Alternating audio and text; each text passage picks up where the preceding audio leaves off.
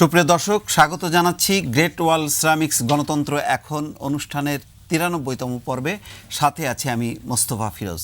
দর্শক, আপনারা জানেন যে সাম্প্রতিক ঘটনাবলী নিয়েই আমরা এই সাম্প্রতিক সময়ে আমরা আলোচনা করছি। গত বেশ কয়েকটি পর্বে আমরা বিষয়ভিত্তিক কোনো বিষয়ে যেতে পারছি না, কারণ হচ্ছে যে সাম্প্রতিক সময় নানান ঘটনা ছড়াছড়ি, এইসব ঘটনার নানান দিক বিচার বিশ্লেষণের জন্য আমরা বর্তমান পরিস্থিতির উপরেই সীমাবদ্ধ রাখছি এই অনুষ্ঠানে। আজ অনুষ্ঠানে আমাদের প্যানেলে যথারীতি 4 জন উপস্থিত আছেন। আমার ডান প্রান্তে আছেন মোফাজ্জল করিম, সাবেক রাষ্ট্র সচিব ও রাষ্ট্রদূত। আছেন ডক্টর আমিনা মহসিন, প্রফেসর, আন্তর্জাতিক সম্পর্ক বিভাগ, ঢাকা বিশ্ববিদ্যালয়। আমার বাম প্রান্তে আছেন মুজাহিদুল ইসলাম সেলিম, বাংলাদেশের কমিউনিস্ট পার্টি সিপিবি, এবং আছেন মোজাম্মেল হোসেন মঞ্জু, সম্পাদক সকালের খবর। 4 জনকে স্বাগত জানাচ্ছি। দর্শক, স্বাগত জানাচ্ছি আপনাদেরকে। তবে একটি দুঃসংবাদ আছে, ফেসবুক বন্ধ থাকার কারণে আপনাদের মেসেজ আমরা প্রতিনিয়ত আপনাদের নানান প্রশ্ন বা মতামত আমরা তুলে ধরি, সেই পর্বটি আমরা যুক্ত করতে পারছি না। তবে আমাদের আরেকটি স্টুডিওতে আছেন যথারীতি শিক্ষার্থীরা। তারা হচ্ছেন স্টেট ইউনিভার্সিটি অফ বাংলাদেশের ডিবেটিং ক্লাবের কয়েকজন সদস্য। তারা প্রশ্ন করবেন আমাদের আলোচ্য বিষয় নিয়ে। আর আমাদের আলোচ্য বিষয় হচ্ছে সন্ত্রাসবাদ, যুদ্ধাপরাধ এবং আমাদের রাজনীতি, অর্থাৎ এই ঘটনাবলীর সঙ্গে আমাদের রাজনীতি কিভাবে আবর্তিত হচ্ছে তা নিয়ে আমরা আলোচনা করব। আমার মনে হয় প্রথমেই আমরা সাম্প্রতিক সময় সবচেয়ে লোমহর্ষক যে ঘটনাটি সংঘটিত হয়েছে ফ্রান্সের রাজধানী প্যারিসে, সেটি নিয়ে আমরা আলোচনা করি। তারপরে আমাদের দেশের যুদ্ধাপরাধ, বিশেষ করে 2 জন যুদ্ধাপরাধীর ফাঁসির দণ্ডাদেশ নিয়ে আমরা আলোচনা করব এবং এর রাজনৈতিক প্রতিক্রিয়া কী হতে পারে তা নিয়ে বিচার বিশ্লেষণ করব। প্রথমে আমরা যে বিষয় নিয়ে আলোচনা করব, আন্তর্জাতিক সন্ত্রাসবাদ, যেটি সংঘটিত হয়েছে ফ্রান্সের রাজধানী প্যারিসে, সে বিষয়ে আমরা কিছু মন্তব্য দেখেই আমরা আলোচনা শুরু করতে চাই। এই ঘটনাগুলো ফ্রান্সে কেন হলো বা অন্যান্য জায়গায় কেন কন্টিনিউ করতেছে, ডিসপাইট দ্য ফ্যাক্ট যে আইএসকে চেষ্টা করতেছে এরা দমন করার জন্য? ওয়েস্টার্ন কান্ট্রিগুলার অনেকটা দ্বৈত ভূমিকা, এদেরকেই নার্চার করছে, এদের বিরুদ্ধে আবার যুদ্ধ করতেছে। সংঘাত দিয়ে তো সংঘাতকে থামিয়ে রাখা যাচ্ছে না। গত 15 বছর ধরেই তো আমরা দেখলাম এই অবস্থা থেকে বেরোতে হয় সকলের অংশগ্রহণের মধ্য দিয়ে যদি একটা টেকসই ব্যবস্থা, গ্রহণযোগ্য ব্যবস্থা দাঁড় করা যায়, তাহলেই আমার ধারণা এই যে সন্ত্রাসবাদের যে কালো থাবা আমরা দেখতে পাচ্ছি, এটাকে হয়তো ট্যাকেল করা যাবে। কোনো সম্প্রদায়গত ভিত্তিতে বিষয়টাকে দেখা কিন্তু আমার মনে হয় স্বল্পমেয়াদে আকর্ষণীয় হলে দীর্ঘমেয়াদে কিন্তু সে সম্ভব না। 9/11 ঘটনার পর থেকে আমরা কি দেখছি যে অনেক জায়গায় আমি যেটাকে বলি উস্কানি দেওয়া হচ্ছে। মানুষ ধর্মান্ধ মুসলমানদেরকে মানে আরও উত্তেজিত করা হচ্ছে। ইসলামের মহানবীকে এরকম কার্টুন করা হচ্ছে। ইসলামিক স্টেটের যে উত্থান হয়েছে, সেখানেও আমি বলবো যে ভূমিকা হচ্ছে মার্কিন যুক্তরাষ্ট্র বা এই সমস্ত দেশ। আমি খুব অবাক হব না যে বাংলাদেশেও যদি এরকম সমাবেশে হঠাৎ করে কোনো সময় বোমা বিস্ফোরণ। দর্শক, আমরা মতামতগুলো শুনলাম।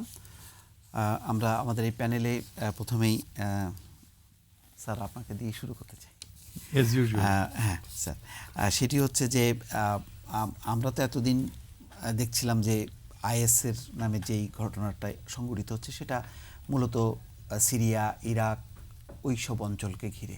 এটার যে একেবারে থাবা দেবে একেবারে ইউরোপে এবং ফ্রান্সে, এবং এত ভয়াবহভাবে যেটা বলা হচ্ছে যে 9/11-এর পর এটি হচ্ছে টুইন টাওয়ার ধ্বংসের পর এটি হচ্ছে মানে বড় ঘটনা। এবং শুধু ফ্রান্সেই এটা সীমাবদ্ধ নেই, ফ্রান্সকে ঘিরে পুরো ইউরোপ জুড়ে এটি তোলপাড় হচ্ছে। তো এমন কি পরিস্থিতি হলো যেটির আইএসের এই মানে বিস্তারটা এত শক্তিশালীভাবে উপস্থিত হলো ইউরোপে? দেখুন, আমার মনে হয়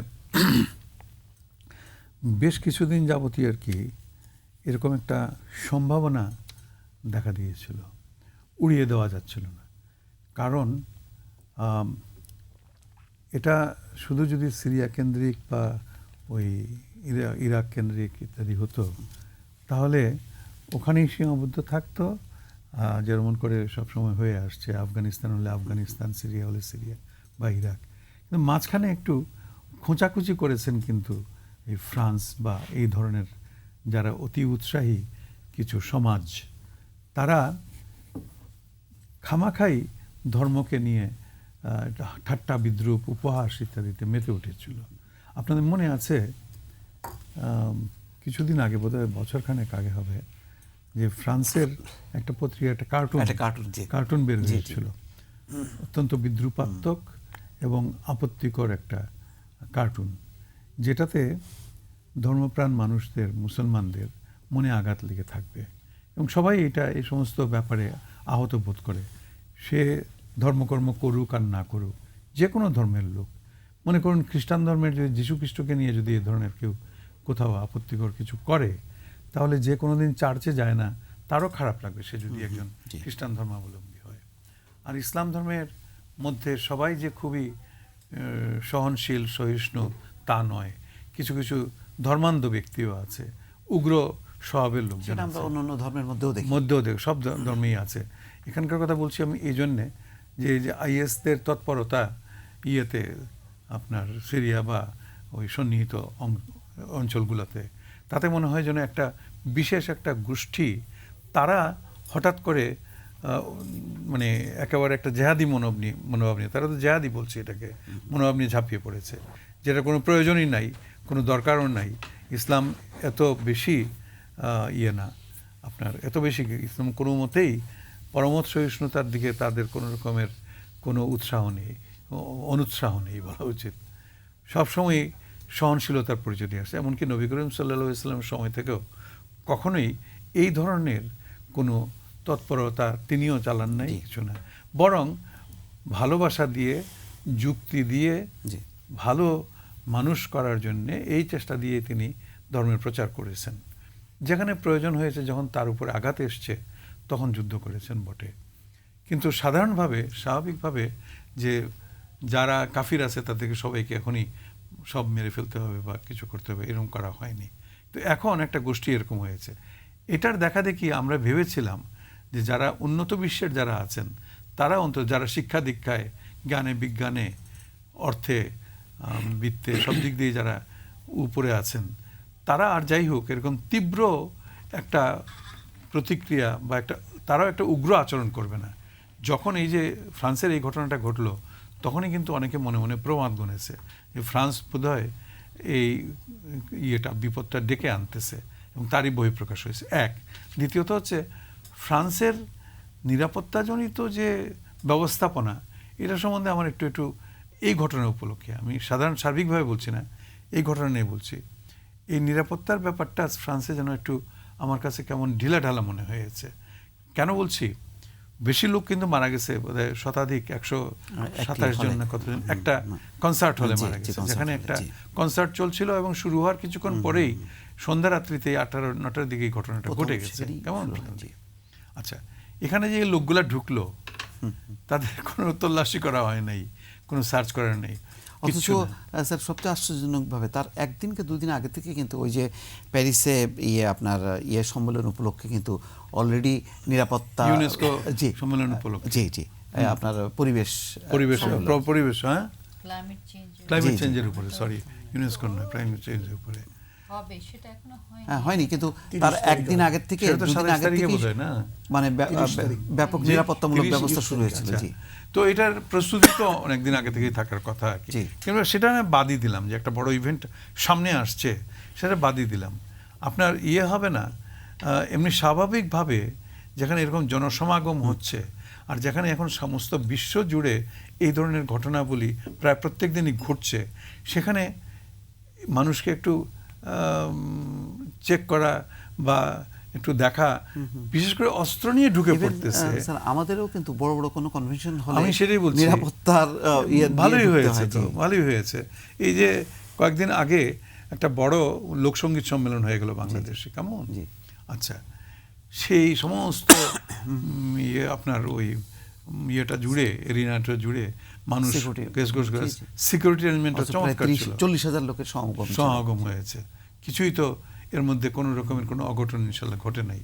তো তোমরা এত যদি প্রযুক্তিতে তোমরা শ্রেষ্ঠ, তোমরা এর ব্যাপারে, ব্যবস্থাপনার ব্যাপারে এত দক্ষতা, তোমরা লেখাপড়ায় সব দিক দিয়ে তোমরা, আর সবচেয়ে এটা তো একটা আপনার জ্ঞান বিজ্ঞান শিল্প সঙ্গীত ইত্যাদি দিক থেকে কেমন, সাহিত্য ইত্যাদি দিক থেকে ফ্রান্স অতুলনীয় সত্যি কথা বলতে গেলে। অতএব সেখানে মানুষ হাজার হাজার মানুষ যাবে, ভিড় করবে, কনসার্ট শুনতে যাবে। এটা আমেরিকা থেকে আবার নেই, কনসার্টে এসেছিল আর কি, বিদেশি কনসার্ট। সেখানে কোনো ব্যবস্থা থাকবে না। এমনকি খেলার মাঠে, যেখানে কাছেই একটা স্টেডিয়ামের মধ্যে ফ্রান্স আর জার্মানির মধ্যে খেলা হচ্ছে, একটা আন্তর্জাতিক ম্যাচ হচ্ছে, সেখানে তাদের দেশের প্রেসিডেন্টও গেছেন, সেখানে ওলাদও কিন্তু সেখানে ছিলেন। বাইরে যখন ঢুকতে পারছে না ওই বন্দুকধারী না ধারী আর কি, সে ইতিউতি করছে, সুবিধা করতে না পেরে বাইরে থেকে সে চালিয়ে দিয়েছে, আওয়াজ করে দিয়েছে, গ্রেনেড মেরেছে বা ওই ধরনের কিছু আর কি। সেই বিস্ফোরণের শব্দে তাড়াতাড়ি করে তখন সচকিত হয়েছে নিরাপত্তা কর্মীরা। প্রেসিডেন্টকে বোধহয় শুনলাম যে আর কি, বা দেখলাম যে আর কি, যে হেলিকপ্টার করে উড়িয়ে নিয়ে চলে গেছে। কেন বাবা, এই দিকটাও তো দেখা উচিত ছিল। সবচেয়ে বড় কথা হচ্ছে আপনার সন্ত্রাসকে মোকাবেলা করতে হবে, শক্তি দিয়ে মোকাবেলা করতে হবে, এটাতে আপোষ করা যাবে না, ঠিক কথা। কিন্তু তার আগে মনোভাবটাও তো বদলাতে হবে। শুধুমাত্র যা কিছু ঘটবে সঙ্গে সঙ্গেই এই দোষ দিতে হবে একটি বিশেষ ধর্মের মানুষকে, এবং শুধু তাই নয়, তাদের ধর্মকে নিয়ে ঠাট্টা তামাশা উপহাস করবে, আর তারপরে মনে করবে যে ওখানের মধ্যে যে সমস্ত উগ্রপন্থী সবখানেই আছে, আপনিও তো বলেছেন সব ধর্মই আছে, তারা যে চুপ করে বসে থাকবে, এটা তো ভাবার কোনো কারণ নেই। তো এটাই তো হয়েছে। জি, আসছি আমরা আসলে প্রথম পর্যায়ে একটু 3 মিনিট করে আপনারা যদি দেন, তারপর আমরা কয়েক দফায় আসতে পারবো আর কি। সেলিম ভাই, আপনার কাছে যেটি জানতে চাচ্ছি যে এই ঘটনার মধ্য দিয়ে যে একটা নিরাপত্তার যে একটা মানে কি বলে বজ্রাটনি ফসকা গেরো তো প্রমাণ হলো, এর একটা রাজনৈতিক দিকও আছে যেটা আপনি বিশ্লেষণ করবেন। এই ঘটনার মধ্য দিয়ে কি বিশেষ করে আমাদের মতো দেশ বা মুসলিম বিশ্ব ছোট ছোট দেশগুলো আরও কি চাপের মধ্যে পড়লো কিনা রাজনৈতিকভাবে? দেখুন, গত শুক্রবার প্যারিসে ঘটনাটা ঘটেছে, 129 জনকে হত্যা করা হয়েছে। আমি গভীর শোক প্রকাশ করছি এবং সমবেদনা জানাচ্ছি। এটা খুবই স্বাভাবিক, এবং এই ঘটনাটাকে ধর্মকেন্দ্রিক একটা বিরোধ হিসেবে আমি দেখতে রাজি না। এইটাকে, ধর্মটাকে কোনো একটা অশুভ চক্র এটাকে সামনে রেখে আসল যে কারণ সেটা হলো জিওপলিটিক্স এবং আন্তর্জাতিক বিভিন্ন শক্তির তাদের তৎপরতার এবং নানান রকম কূটকৌশলের পরিণতিতেই কিন্তু এই ঘটনাটা সম্পাদিত হলো। দ্বিতীয় কথা হলো, প্যারিসে একদিনে কয়েক মিনিটের ব্যবধানে 129 জনকে হত্যা করা হলো। সারা দুনিয়ার মিডিয়া তারা কিন্তু বিরাট রকম একটা আলোড়নের ভেতরে সমস্ত বিশ্ববাসীকে নিয়ে গেছে। আমি এটাকে যথার্থই মনে করি, কিন্তু আমার মনে প্রশ্ন জাগে যে এই আইএস যারা এই ঘটনা ঘটিয়েছে বলে প্রমাণিত, তারা নিজেরাও স্বীকার করেছে, প্রমাণিত হয়েছে, এই আইএসের হাতে খালি একদিনে 129 জন না, গত 4 বছর ধরে সিরিয়ায় প্রত্যেক দিন 129 জন করে মারা যাচ্ছে। তো তখন হইচইটাই হলো না কেন? প্যারিসে যেদিন এই ঘটনাটা ঘটলো তার একদিন আগে বাইরুতে একটা বীভৎস হত্যাকাণ্ড এই আইএসের দ্বারাই সংগঠিত হয়েছে এবং 40 জন সেখানে মারা গেছে। সেইটা নিয়ে হইচই হলো না কেন? সম্প্রতি খবর বেরিয়েছে যে রাশিয়ার যে প্যাসেঞ্জার জেট শারমাল শেখ থেকে উড়ে যাচ্ছিল, সেইটাকে যে ভূপাতিত করা হয়েছে সেটা আইএসের কাজ, এবং একটা বোমা বিস্ফোরণের মাধ্যমে এই ঘটনাটা ঘটানো হয়েছে। সেখানে সম্ভবত 224 জন মৃত্যুবরণ করলো। তখন হইচইটা হলো না কেন? এইখানের রহস্যটা থেকে যদি আমরা ঘটনাবলীর উৎস খোঁজার চেষ্টা করি, তাহলে বোঝা যাবে যে এইটা হিসাবে ছিল না যে প্যারিসে আক্রমণ হবে। তার কারণটা কি? কারণ আইএসকে সিরিয়ার উপরে এবং ইরাকের উপরে হামলা চালানোর জন্য সুযোগ করে দিয়েছিল পশ্চিমা দুনিয়ার কতগুলো দেশ। এবং আমার যদি ভুল না হয়, প্রপারলি যদি আমি কোর্টটা করতে পারি, তাহলে প্রেসিডেন্ট ওবামা বলেছেন প্যারিসের ঘটনা সম্পর্কে যে it is a unintended consequence of George Bush's invasion of Iraq. Iraq দখল করার ভেতর দিয়ে সমস্ত মধ্যপ্রাচ্যের ব্যালেন্সটাকে যে সম্পূর্ণ লণ্ডভণ্ড করে দেওয়া হলো এবং ওখানে অকুপেশন আর্মির পাপেট গভর্নমেন্ট স্থাপন করে শিয়া সুন্নিদের ভেতরে বিরোধ, ট্রাইবাল লিডারদের ভেতরে বিরোধ, এইটাকে একটা কুৎসিত খেলার ভেতরে নিয়ে যেয়ে সমস্ত অরাজকতা সৃষ্টি করার মাধ্যমে রাষ্ট্রযন্ত্রটাকে একেবারে সম্পূর্ণ অকার্যকর করে যে শূন্যতা সৃষ্টি হয়েছিল, সেইখান থেকেই কিন্তু ঘটনাবলীর এই পর্বে ঘটনাবলীর সূত্রপাত। আগের তালেবান, আল কায়দা, ওই পর্বটা না হয় আমি বাদই দিলাম। IS is a creation of United states and Israel, এই কথাটা মাহাতির বলেছেন, এই কথাটা ফিডেল কাস্ট্রো বলেছেন এবং অনেক তথ্য প্রমাণ দিয়ে বেরিয়েছে যে CIA এবং আমেরিকান প্রশাসন তাদেরকে খালি থাকতেই দিয়েছে তাই না, তাদেরকে ট্রেনিং দিয়েছে, অস্ত্রপাতি দিয়েছে এবং সেইগুলো এখানে এসেছে। এবং তুরস্ক একটা মারাত্মক খেলা খেলেছে, তারা তাদের বর্ডার উইথ সিরিয়ার একটা অংশকে খালি রেখেছে এবং IS কতগুলো জায়গা দখল করে সেইখানকার তেল গ্যাস তুরস্কের এই বর্ডারের ভেতর দিয়ে স্মাগলিং করে অল্প দামে বিক্রি করে হিউজ রিসোর্সের মালিক সেখানে হতে সক্ষম হয়েছে। এবং এটা কেন করলো, এটা বলে আমি শেষ করব। এটা কেন করলো? কারণ আমেরিকা এবং ওয়েস্টার্ন ওয়ার্ল্ড তারা দেখলো ইরাক দখলে চলে এসেছে, আফগানিস্তান দখলে চলে এসেছে, একমাত্র সেকুলার একটা রাষ্ট্র সেটা হলো সিরিয়া এবং লেড বাই আসাদ। এখন এইটাকে কাবু না করতে পারলে আমার মধ্যপ্রাচ্যের উপরে আধিপত্য নিরঙ্কুশ করা যায় না। ওর জন্য they were more interested in overthrowing Assad government এবং আসাদ গভর্নমেন্টের বিরুদ্ধে যেহেতু IS ফাইট করছে, সুতরাং তারা অগ্রাধিকার দিল আসাদ সরকারকে কাবু করার জন্য সম্ভাব্য সকল শক্তিকে তাদের মতো করে তারা কাজে লাগানোর চেষ্টা করলো। তারা আগুন নিয়ে খেলা শুরু করেছিল এবং ওই আগুনে সিরিয়াকে এবং আসাদ সরকারকে পতন ঘটাবে, রেজিম চেঞ্জের যে মতবাদ তারা চালু করেছে 9/11-এর পর, সেই ফর্মুলা অনুযায়ী তারা অগ্রসর হয়েছে। ওর জন্য দে ওয়্যার টোটালি সারপ্রাইজ যে যাদেরকে দিয়ে আমি আগুনের খেলা খেলছি সেই আগুনে আমার হাত পুড়বে, এইটা তো হিসাবের ভিতরে ছিল না। এইটা অনেকটা দ্বিতীয় বিশ্বযুদ্ধের আগে হিটলারের নাজি জার্মানিকে ওয়েস্টার্ন ফোর্সেস চাচ্ছিল যে তোমরা যে সোভিয়েত ইউনিয়নকে আক্রমণ করো। ওর জন্য সোভিয়েত ইউনিয়ন যখন বললো যে আসেন আমরা একটা গ্র্যান্ড অ্যালায়েন্স করি অ্যাগেন্স্ট ফ্যাসিজম, তারা কিন্তু সেইটাতে সম্মতি দিল না। কিন্তু তাদের এই কূটকৌশল কিন্তু পরবর্তীকালে তাদের বিরুদ্ধেই ব্যবহৃত হয়েছে। তাহলে কি এটা মানে একটা বুমেরাং হয়ে যাচ্ছে বিষয়টা, যেটা সেলিম ভাই বললেন, তারই কি এখন ফল ভোগ করছে পশ্চিমা বিশ্ব? হ্যাঁ, তা তো বটে। এবং এটা আমরা দেখেছি যে একটা মানে জুডিশিয়াল ওয়াচ আছে আমেরিকায়, তারা এটা মানে আইনের আশ্রয় নিয়েই তারা কিন্তু কিছু ক্লাসিফাইড ডেটা ডিক্লাসিফাইড করেছে এবং সেখানে দেখা যাচ্ছে যে 2012-র দিকে আমেরিকা চেয়েছিল একটা সালাফিস্ট গ্রুপ। সালাফিস্ট আপনারা আমরা সব জানি যে যারা সৌদি আরব যে ইসলামটাকে ফলো করে সেই ধরনের ইসলামের এবং আমেরিকা এটা চেয়েছিল যে একটা যেহেতু এখানে মানে একটা এখানে যদি একটা সুন্নি মেজরিটি আসে তাহলে শিয়া মাইনরিটিদেরকে কোণঠাসা করতে পারবে এবং শিয়া মাইনরিটিদের মধ্যে তো বাশার আল আসাদ আরও মাইনরিটি, বিকজ উনি আলাউইটস গ্রুপে, মানে শিয়াদের মধ্যেও একটা minority group.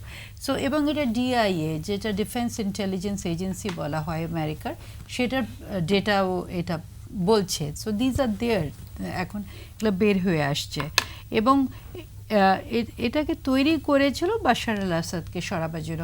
But IS like আপনি একটা ফ্র্যাঙ্কেনস্টাইন তৈরি করেন, এরা তো একটা মতদর্শন নিয়ে তৈরি হচ্ছে এবং এদের এক ধরনের একটা জিহাদিস্ট মনোভাব আছে এবং সেটা একটা পার্টিকুলার জিহাদিস্ট মনোভাব, কিন্তু এমন না যে তারা যেটা উনি বলছিলেন যে একটা লিবারেল বা লিবারেটেড ফোর্স হিসাবে তো ওরা আসছে না, তারা একটা পার্টিকুলার ওরকম এটা একটা আদর্শ নিয়ে তারা এগিয়ে যাচ্ছে। যেটা হচ্ছে পশ্চিমা বিশ্ব এখন ফেস করছে একটা প্রচণ্ডভাবে শক্তিশালী মানে যাদের আর্মড ফোর্সেসও মানে যাদের শক্তি এত আছে, এটা কিন্তু আল কায়দা বা তালেবানদের মতো তো মানে ওরা যে ধরনের অস্ত্রও পায়নি তার চেয়ে বেশি কিন্তু আপনি যদি আজকে যদি এখনও 12টা বেজেছে বলে আমি বলছি যে তাদের যে লিডারকে মারা হলো না, হামুদকে, ওরা ক্লেম করছে যে তারা মেরে ফেলেছে আবুদকে, হ্যাঁ তারা ক্লেম করছে। এবং সে তো কিন্তু মানে এমন না যে মিডল ইস্টে বড় হয়েছে, সে তো ইউরোপে বড় হয়েছে এবং তার সেই টেকনোলজিক্যাল জ্ঞানও আছে। এবং মানে কত ঘন্টা তারা অভিযানটা চালিয়ে তাদেরকে এই জিনিসটা ঠেকানো হয়েছে। সো এমন না যে তারা মানে এরা যে কোনো জায়গায় চলে যেতে পারে এবং তাদের টেকনোলজিটা প্রচণ্ডভাবে আছে। এবং আমরা দেখছি যে ইউরোপিয়ান, যেটা উনি বলছিলেন নিরাপত্তার কথা, ইউরোপের একটা হলো কি বর্ডার্সগুলো খুব ওপেন, মানে ইউ ক্যান, যেরকম আবুদের কথা বলা হচ্ছে, সে গ্রিস থেকে জাস্ট হেঁটে এসে যায়, you can just walk down to France. এবং সেখানে কিন্তু ইউরোপিয়ান ইউনিয়নের মধ্যে যেহেতু এগুলো খুব ফ্রি সোসাইটি, তারা সেভাবে ট্র্যাকও করে না এবং কোনো ইন্টেলিজেন্স শেয়ারিংও নেই, এরকম ধরনের একটা অবস্থার মধ্যে এরা বিরাজ করছে। সো এটা তো বুমেরাং হচ্ছে। কিন্তু যেটা আমাদের আপনি যে প্রশ্নটা মূলত ওনাকে করেছিলেন প্রথমে, যে আমাদের উপরে প্রভাব পড়বে কিনা, সেটা আপনার প্রশ্নটা ছিল যে আজকে মানে এখন তো 12টা বেজে গেছে, তাই আমি বলছি যে আজকে মানে যেটা দেখা যাচ্ছে ব্রাসেলসে যারা ইন্টেরিয়র মিনিস্টার তাদের একটা মিটিং হচ্ছে এবং সেখানে যে এজেন্ডাগুলো আসছে সেগুলো হলো ইন্টেলিজেন্স শেয়ারিং এবং বর্ডার ম্যানেজমেন্টের কথা হচ্ছে এবং সবগুলোকে ট্র্যাক করা হবে এবং কারা আসছে যাচ্ছে এবং বর্ডারের আরও টাইট করা যায় কিনা সে সমস্ত ব্যাপার নিয়ে করা হবে। এবং ফ্রান্সের 3 মাসের জন্য আমরা দেখেছি এমার্জেন্সি করা হয়েছে এবং যেটা ধরেন সেনাবাহিনী এবং সিকিউরিটি পার্সোনালকে সে ক্ষমতা দিয়েছে যেটা আগে আমরা কখনো দেখিনি। এটা একটা যুদ্ধ অবস্থায় মানে ইউরোপে এরকম দেখিনি যে তারা কোনো ধরনের ওয়ারেন্ট ছাড়া ওরা ঢুকে যেতে পারবে, ওরা অ্যারেস্ট করে নিতে পারবে, সন্দেহের ভিত্তিতেই সব কিছু করে ফেলতে পারবে। তো আপনি বুঝতে পারছেন যে এখানে চাপগুলো কোন দিকে আসবে, এটা তো বোঝাই যাচ্ছে যে কারা টার্গেটেড হতে পারে। এবং যেহেতু আমরা একটা মুসলিম প্রধান দেশ, আমাদেরও তো জনগণ ওখানে আছে এবং বাংলাদেশের মতো দেশ তো একটা চাপের মধ্যে থাকবে। জি, আসি মঞ্জু ভাই, আমাদের সিনিয়র সাংবাদিক, আপনার কাছে যেটা প্রশ্ন যে মানে একটা তুলনামূলক আমরা যদি করি যে যদি ইউরোপের এইরকম নিরাপত্তা ব্যবস্থা থাকে আর আমাদের নিরাপত্তা ব্যবস্থা, যেখানে ইউরোপ, আমেরিকা, পশ্চিমা দুনিয়া মানে আমাদের দেশগুলোর মতন দেশের নিরাপত্তা ব্যবস্থা নিয়ে উদ্বিগ্ন থাকে, নানান রকম পরামর্শ দেয়, নানান রকম রেড অ্যালার্ট জারি করে, সেখানে কি মানে তাদের নিরাপত্তা ব্যবস্থাই যেখানে আমরা একটা ভঙ্গুর অবস্থা দেখলাম, তাহলে আমাদের অবস্থানটা আসলে সেই তুলনায় কি অবস্থার মধ্যে আছে? এটা তো বলার অপেক্ষা রাখে না যে ইউরোপ আমেরিকার যে পুলিশ ব্যবস্থা বা নিরাপত্তা ব্যবস্থা বা আপনার গোয়েন্দা সংস্থা ইত্যাদি, তাদের সক্ষমতা এবং শক্তি আমাদের চেয়ে অনেক অনেক অনেক বেশি। হ্যাঁ, আপনার স্যার যে বললেন যে ফ্রান্সে কিছুটা নিরাপত্তার অভাব মনে হয়েছে, এখন ঘটনা হচ্ছে যে গান বাজনা, কনসার্ট, আনন্দ ফুর্তি, ওটা শুক্রবার মানেই হলো আপনার উইকেন্ড শুরু হয়ে গেল। হ্যাঁ, তরুণ তরুণীরা ওই সিন নদীর ধারে সারা রাত কাটায়, এরকম একটা সমাজে এই ধরনের সন্ত্রাসবাদী কার্যকলাপ ঘটতেই পারে। এটাকে আগে থেকে ঠেকানো এতটা সক্ষমতা আশা করা যায় না। আবার হওয়ার পরে কিন্তু আমরা দেখলাম যে তার যে রেস্কিউ অপারেশন, কিন্তু আমি মঞ্জু ভাই যতক্ষণে করতে পারলো, একটু ইন্টারাপ্ট করি, কিন্তু তারা যে আগে থেকে যেমন সতর্কতা বার্তা দেয় যে ঘটতে পারে, মানে বিশেষ করে আমাদের দেশগুলোতে একটা করে, যেমন যে এটার কারণে অস্ট্রেলিয়ার ক্রিকেট টিম আসলো না, যে তারা আগে থেকে অনুমান করছিল যে বড় ধরনের কিছু ঘটবে, যার জন্য তাদের দলকে তারা পাঠালো। আমরা যতটুকু খবর দেখেছি তাতে আপনার ফ্রান্সেও মানে ওরা ওদের খবর পায় না, সিকিউরিটি অ্যালার্টের বিভিন্ন মাত্রা আছে। তো এই ঘটনাটার কয়েকদিন পরেই ছিল ইউনেস্কো কনফারেন্স একটা ছোট, আর সামনে 30 থেকে 11 ডিসেম্বর পর্যন্ত আছে ক্লাইমেট জাতিসংঘের যেটা টপ লেভেলের কনফারেন্স, হ্যাঁ, কপ। তার জন্য সিকিউরিটি অ্যালার্ট তাদের ছিল, কিন্তু সিকিউরিটির ব্যাপারটা আমি অত বিশেষজ্ঞ নেই, কিন্তু ইতিহাসের বিভিন্ন ঘটনা, সাম্প্রতিক অতীতের বিভিন্ন ঘটনা দেখলে এটা বোঝা যাবে যে সন্ত্রাসবাদীদের কাজ হচ্ছে নিরাপত্তা ব্যবস্থার মধ্যে ছিদ্র বের করা এবং ছিদ্র খুঁজে সেখানে ঢোকা। এটা একেবারে অসম্ভব, কোনো জায়গাতেই করা যায়নি। টুইন টাওয়ারের ঘটনাটা ওখানে ঘটলো, তারপরে তো আপনার যে বোস্টনের ম্যারাথন ইয়েতে টেররিস্টিক অ্যাক্টিভিটি বহু জায়গায় হচ্ছে। আমি বলছি যে সন্ত্রাসবাদের ঝুঁকি হুমকি সবসময় আছে, কখনো বেশি কখনো কম। এখন ইতিহাসের একটা বিশেষ পর্যায়ে চলছে। আপনি যেটা বলছেন যে আমাদের দেশের সঙ্গে অবশ্যই ইউরোপ আমেরিকা, আমরা তাহলে কি অবস্থা, সক্ষমতার সঙ্গে আমাদের একটা তুলনা হবে না। আবার আমাদের তো সাম্প্রতিক কয়েকটি হত্যাকাণ্ডের যে তদন্তের বিষয়, তাতেই তো আমরা দেখছি যে আমাদের সক্ষমতা ওই জায়গায় নয়। এবং সক্ষমতা ছাড়াও আর একটা দৃষ্টিভঙ্গির ব্যাপার আছে, রাজনৈতিক ইয়ের ব্যাপার আছে। আমরা অনেকগুলো ব্লগার হত্যার পরে এই ধরনের তর্ক বিতর্ক শুনেছি যে তারা কেন লেখে, অথবা এটি তো মনস্তাত্ত্বিক প্রতিক্রিয়াও তৈরি হয় আমাদের আপনার ইয়ের মধ্যে, পুলিশ বা ইয়েদের মধ্যে। ফলে আমরা অনেকটা নাজুক অবস্থায় আছি, অনেকটা ঝুঁকিপূর্ণ অবস্থায় আছি ওদের তুলনায়। আপনি প্রথমে একটা প্রশ্ন করেছিলেন যে আমাদের এখানেও সেই ঝুঁকি আছে কি না, বা ওরা আইএস যেখানে শুধু ইরাক এবং লেভান্ট, ওদের নামটা প্রথম ছিল ISIL, Islamic state in Iraq and Levant. এটা আপনার মিশর, সিরিয়া, লিবিয়া এই পর্যন্ত থাকার কথা। তো ওরা অন্য দেশে কেন হামলা করছে আর ভারতবর্ষ এবং বাংলাদেশে আসবে কি না, এটা আমাদের যেগুলো তথ্য আমরা দেখি তাতে দেখা যায় যে ওই জায়গাতে ওরা ইসলামিক স্টেট বা খিলাফত প্রতিষ্ঠা করতে চাচ্ছে দুই কারণে ইউরোপ আমেরিকার বিরুদ্ধে। সেটি হচ্ছে যে আইএসের শত্রু। এখন তো আপনার আইএসকে ধ্বংস করার জন্য আমেরিকা এবং ফ্রান্স এখন ওয়ার্ল্ড কোয়ালিশন চাচ্ছে তার বিরুদ্ধে করার জন্য, এবং ধর্মকে আঘাত করে যারা মানে স্বাধীন মত প্রকাশের জায়গা যেখানে আছে, ইউরোপ আমেরিকায় অনেক বেশি, তারা নিজেদের ধর্ম নিয়েও করে। হ্যাঁ, তো সেই জায়গাতে তারা বলছে যে শত্রু। আর যদি মনে করা যায় যে তাদের মতবাদটা ক্রমশ বিস্তৃত হবে যে ইসলামী সমস্ত মুসলিম দুনিয়াতে খিলাফত কায়েম হোক, তাহলে এই ক্রিসেন্ট কিন্তু আপনার ওই জায়গা থেকে ইন্দোনেশিয়া পর্যন্ত বিস্তৃত, আমরাও আছি। তো মুসলমান দেশে এই বিপদ নেই তা নয়, এটা ঘটতে পারে। সেলিম সাহেব খুব সুন্দর করে বলেছে যেটা, যে আনইনটেন্ডেড কনসিকুয়েন্স। এত সুস্পষ্ট তথ্য হয়তো আমাদের কাছে নাই যে এটা আমেরিকা এবং ইসরায়েলি করেছে, কিন্তু ঘটনাগুলোতে আমরা কি দেখি, আমি যখন টেলিভিশনে দেখি যে আইএস আপনার লম্বা শাড়ি নিয়ে গাড়িতে অস্ত্র উঁচিয়ে, হ্যাঁ, কালো কাপড়ে মুখ ঢেকে বিরাট এক মানে কাফেলা যাচ্ছে, এরকম আমার প্রথম প্রশ্ন জেগেছিল, আইএস যে অস্ত্রগুলো ব্যবহার করে কোন দেশে তৈরি হয়, আইএস যে গাড়িগুলো ব্যবহার করে কোন দেশে তৈরি হয়, আর সেই দেশগুলো তারা এখন কোয়ালিশন করবে তার বিরুদ্ধে যুদ্ধ করার জন্য। তো আপনি যেটা বলেছেন যে আমাদের এখানে এই যে মাঝে মাঝে তর্ক ওঠে যে বাংলাদেশে আইএস আছে কি নেই, আমার কাছে এই তর্কটার খুব বেশি সার্থকতা আছে বলে মনে হয় না।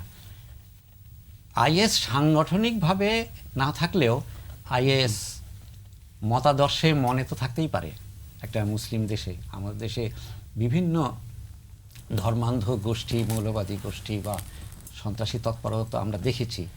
তারপরে আইএস যখন বিস্তৃত হচ্ছে তখন একই কৌশল তারা সব দেশে প্রয়োগ করবে তা নাও হতে পারে।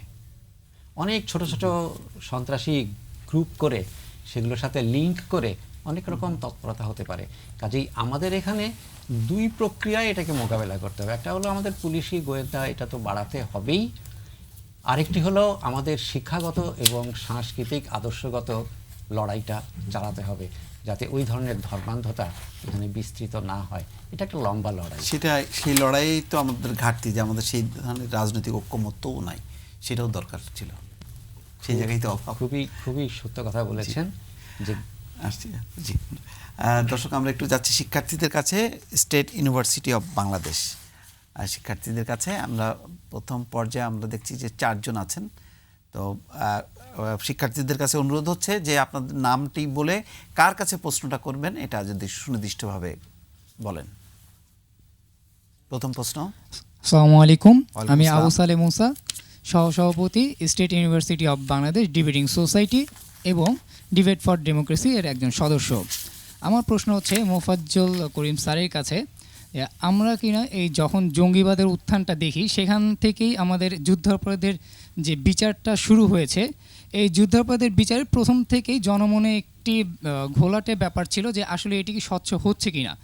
এবং সেই ক্ষেত্রে দাঁড়িয়ে যখন কিনা দেখি যে আমাদের এই বিচারের রায় প্রকাশ হয়, তখন বাদীপক্ষ বলছে যে আমরা আমাদের সঠিক রায়টি পেয়েছি, এবং অপরদিকে বিবাদী পক্ষ বলছে যে আসলে তাদের প্রতি নাকি কোনো প্রকার সহমর্মিতা পোষণ করা হয়নি।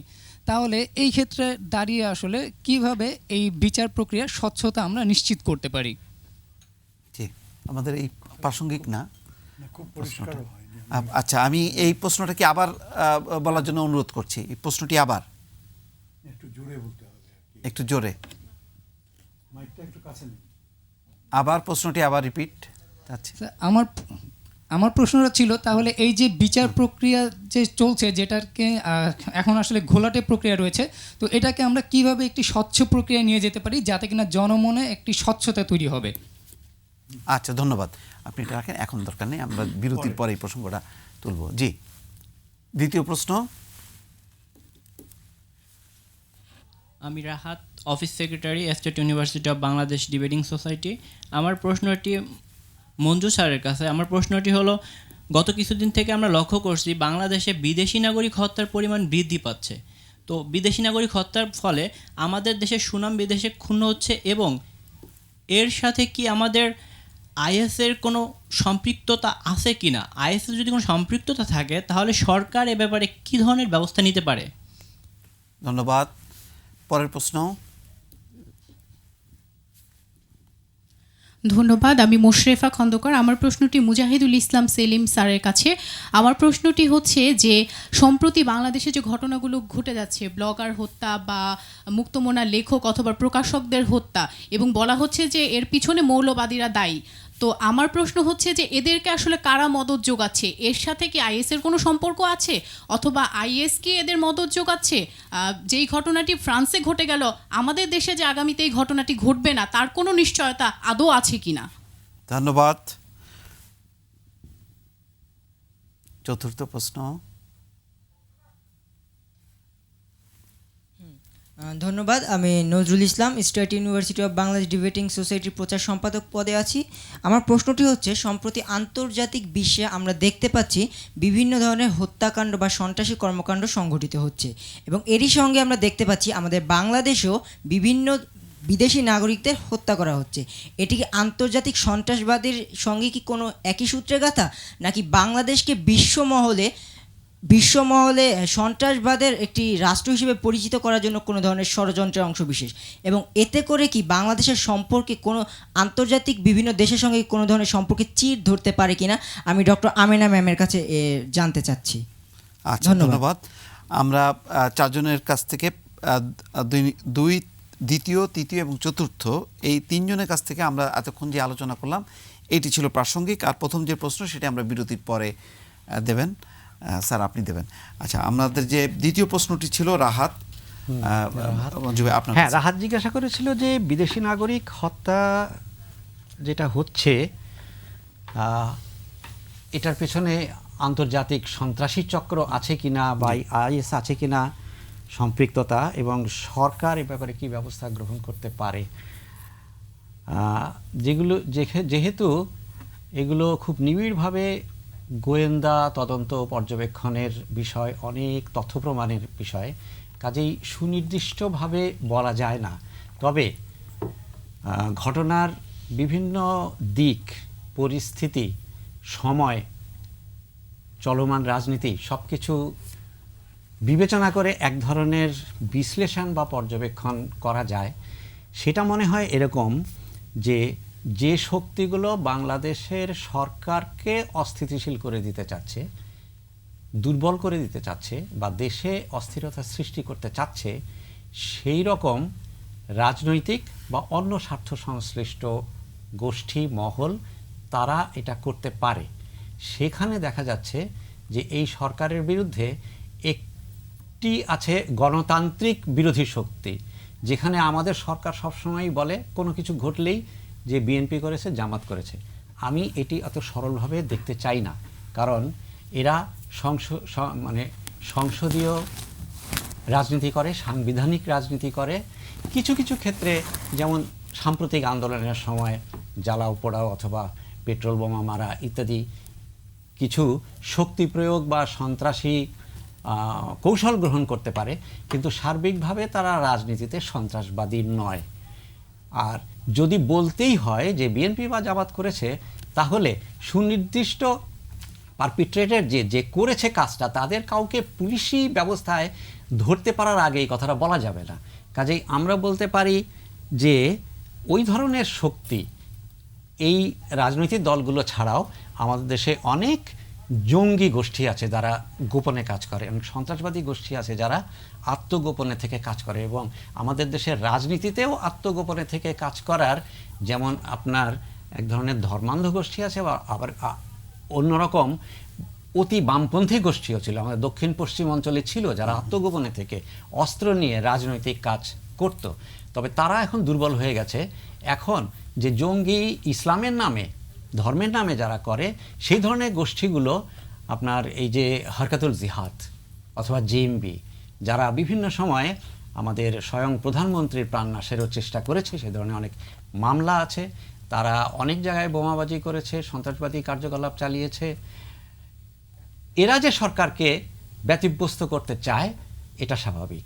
এখন সবটা কিন্তু নির্ভর করবে যে আমাদের গোয়েন্দারা বা তদন্ত পুলিশ তারা বিষয়টি বের করতে পারলো কি পারলো না।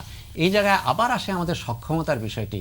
দেখুন আমরা কোন জায়গায়, যে আমাদের খুব উচ্চ পর্যায় থেকে বলা হয় যে অমুক বড় ভাই এটার পিছনে আসে, তারপরে সংবাদপত্রে বের হয় যে ডজনখানেক বড় ভাইয়ের পেছনে নাকি পুলিশ লেগে আছে।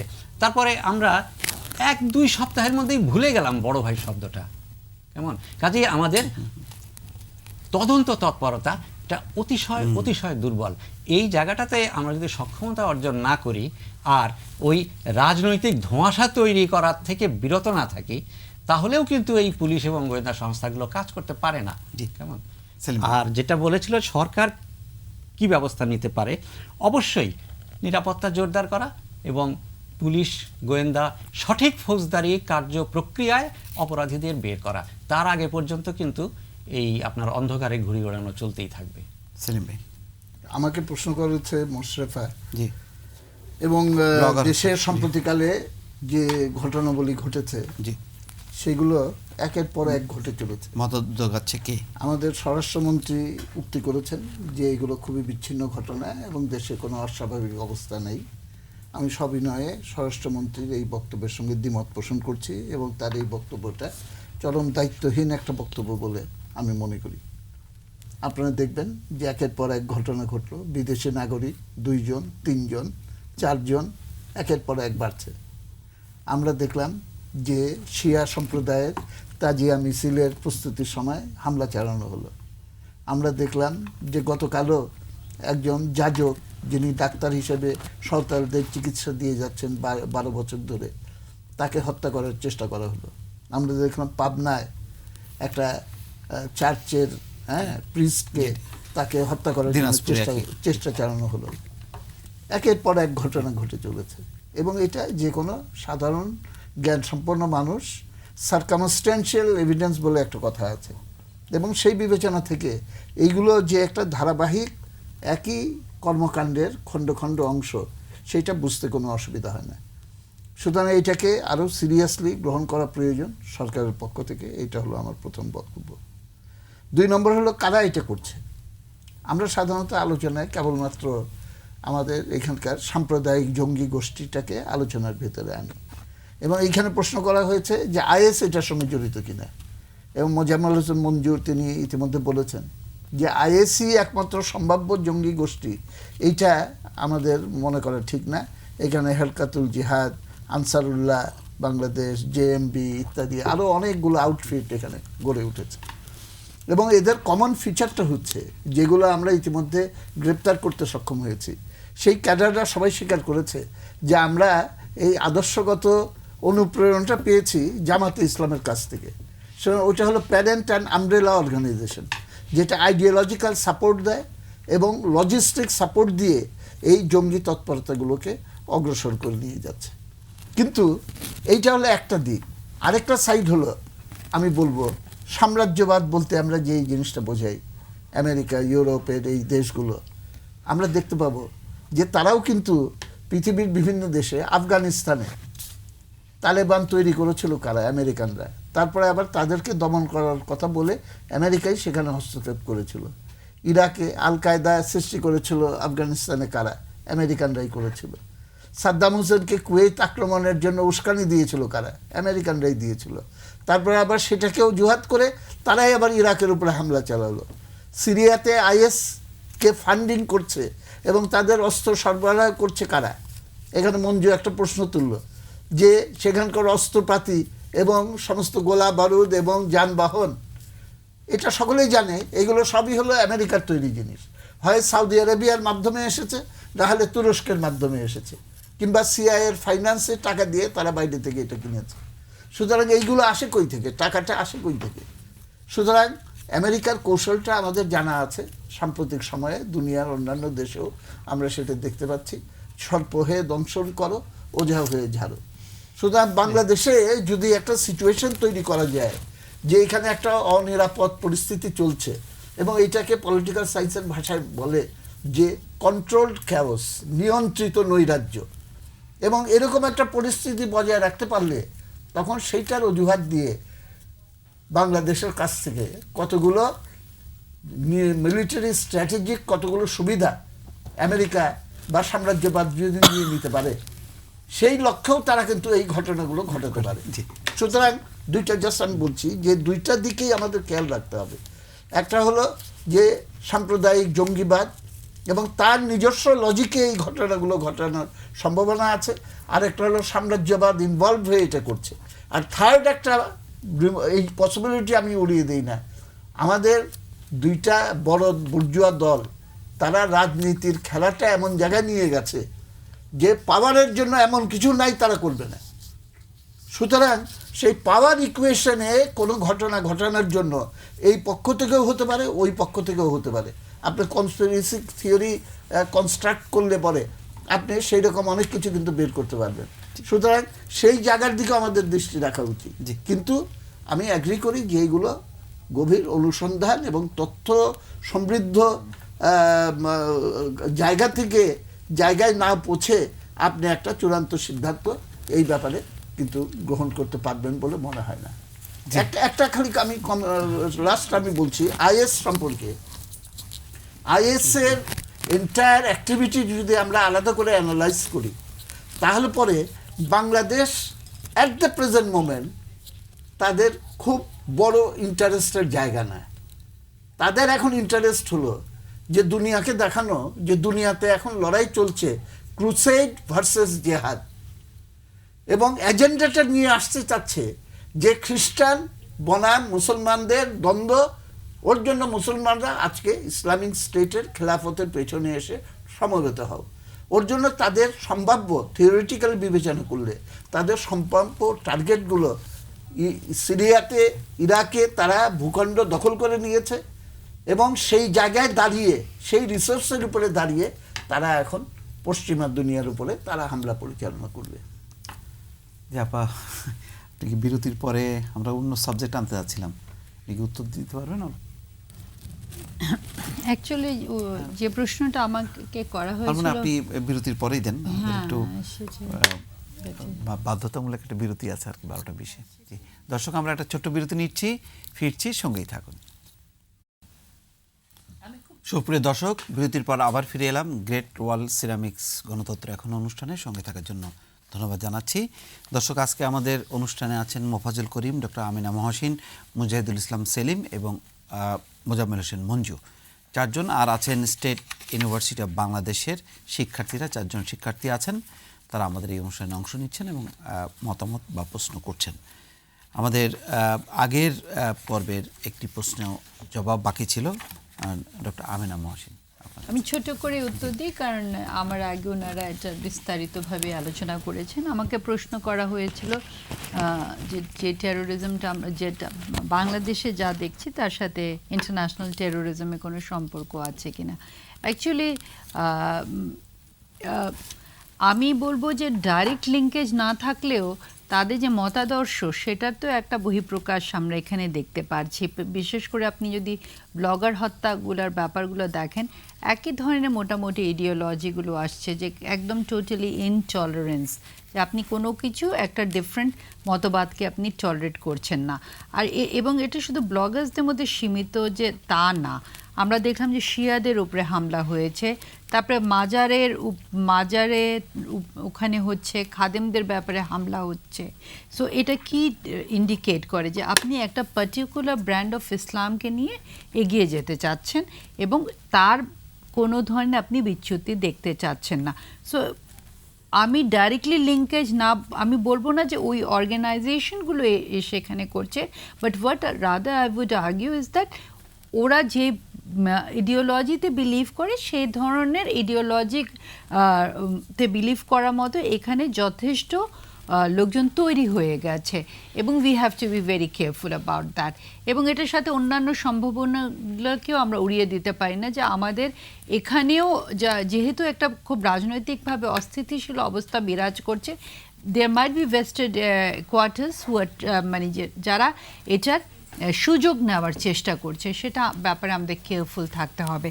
আর যে জিনিসটা আপনি বললেন যে বাংলাদেশের ইমেজটা নষ্ট করার কি চেষ্টা করা হচ্ছে কিনা, বাংলাদেশের ইমেজটা দেখেন, এখানে এক ধরনের বাংলাদেশের ইমেজ ক্রাইসিসে আমরা আছি, সেটা আমাদের একটা গণতন্ত্রের একটা ক্রাইসিস চলছে, সেটা আছে। বাট আমার মনে হয় না যে সেটা অত বড় একটা আমাদের জন্য crisis, because if you look all around the world, পৃথিবীর বিভিন্ন দেশে এবং আমাদের পাশে ভারত আমাদের চাইতে মোটেও ভালো অবস্থায় নেই।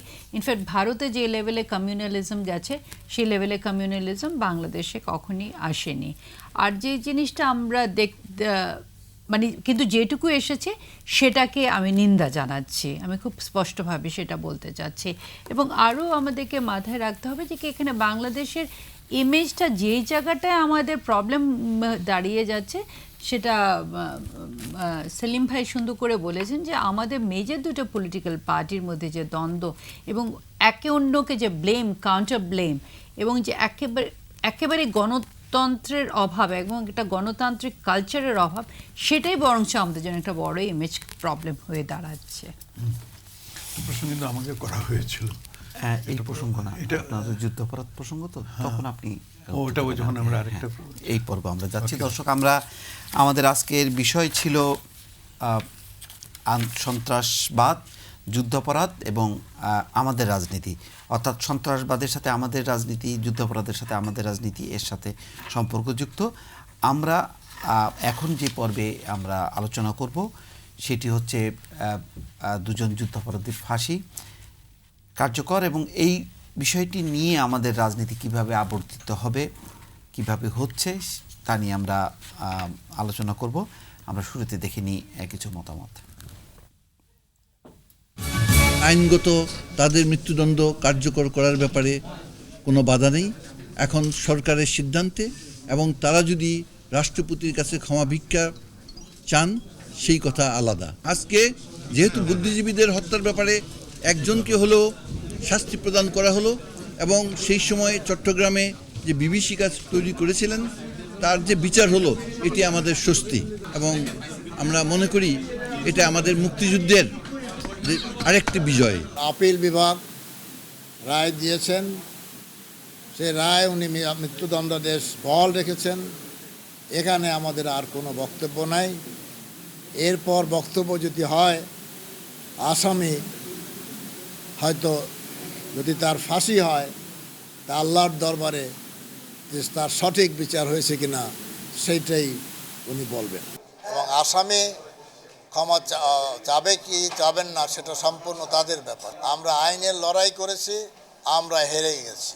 এখন এটা সরকারের উপর নির্ভর করে এই রায় তারা কার্যকর করবে কি করবে না। এই যুদ্ধের বিচার শুরু হওয়ার পর থেকেই কিন্তু এই ধরনের কর্মকাণ্ড শুরু হয়েছে। বিশেষ করে এই বর্তমানে জামায়াতের এবং বিএনপির দুই শীর্ষ পর্যায়ের নেতা এই আজকে যাদের উচ্চতর আদালতের রায় যাদের বহাল রেখেছেন, এই দুজনের বিরুদ্ধে রায় ঘোষিত হওয়ার পর থেকেই কিন্তু তাদেরকে বাঁচানোর জন্য নতুনভাবে গুপ্ত হত্যা শুরু করেছিলেন। কিন্তু সরকার এই সমস্ত সন্ত্রাসীমূলক কর্মকাণ্ড কঠোরভাবেই দমন করবে। আমরা বিশ্বাস করি যে এই সমস্ত গুপ্ত হত্যা বা সন্ত্রাসী কর্মকাণ্ড করে এই রায় কার্যকরের ক্ষেত্রে কোনো বাধা সৃষ্টি করতে পারবে না। সালাউদ্দিন কাদের চৌধুরী তিনি অপরাধী নন, তিনি অপরাধ করেননি, এটার বিষয়ে তার বক্তব্য তিনি তুলে ধরেছেন এবং উপযুক্ত দালিলিক প্রমাণও তিনি দিয়েছিলেন। আমরা খুশি হতাম, দেশবাসী খুশি হতো যদি সেই বিষয়গুলোকে যদি কগনিজেন্সে নেওয়া হতো, বিবেচনায় নেওয়া হতো, তাহলে সালাউদ্দিন কাদের চৌধুরী ওই সময়টিতে দেশে ছিলেন না এবং দেশে না থাকার কারণে তার পক্ষে সেই জাতীয় অপরাধ সংগঠন করার তার কোনো সুযোগ ছিল না, সেটা প্রমাণ হতে পারত। এবং প্রমাণ হলে নিঃসন্দেহে তিনি আজকে যে ফাঁসির আদেশের সম্মুখীন হয়েছেন সেই অবস্থায় তাকে নিয়ে পতিত হতো না। এজন্য আমরা বলেছিলাম একজন ব্যক্তিকে তার অপরাধের বিবেচনায় তার ট্রায়াল হওয়া উচিত, রাজনৈতিক বিবেচনায় তার ট্রায়াল হওয়া উচিত না। জি স্যার, আপনি আপনার ওই উত্তর সহ আপনি আলোচনা করবেন। হ্যাঁ, এই বিষয়টির সঙ্গে 4 মিনিট সময় দেওয়া হচ্ছে প্রথম পর্বে। 4 মিনিট? আচ্ছা, দেখি ঘড়ি দেখতে শুরু করি। ওই যে প্রশ্নটা করা হয়েছিল এটা একেবারেই প্রাসঙ্গিক এখনকার যে পর্বটা শুরু হচ্ছে। প্রশ্নটা করা হয়েছিল যুদ্ধাপরাধী বিচার প্রক্রিয়া কিভাবে স্বচ্ছভাবে করা যায় বা এটাতে স্বচ্ছতা কিভাবে আনা যায়। এটা খুব গুরুত্বপূর্ণ প্রশ্ন এবং এটা খুবই একটা বিষয়, জরুরি বিষয়, যেটা সবাই যেটা অনুধাবন করা উচিত। আসলে যুদ্ধাপরাধীদের বিচার বাংলাদেশে সবাই চায়।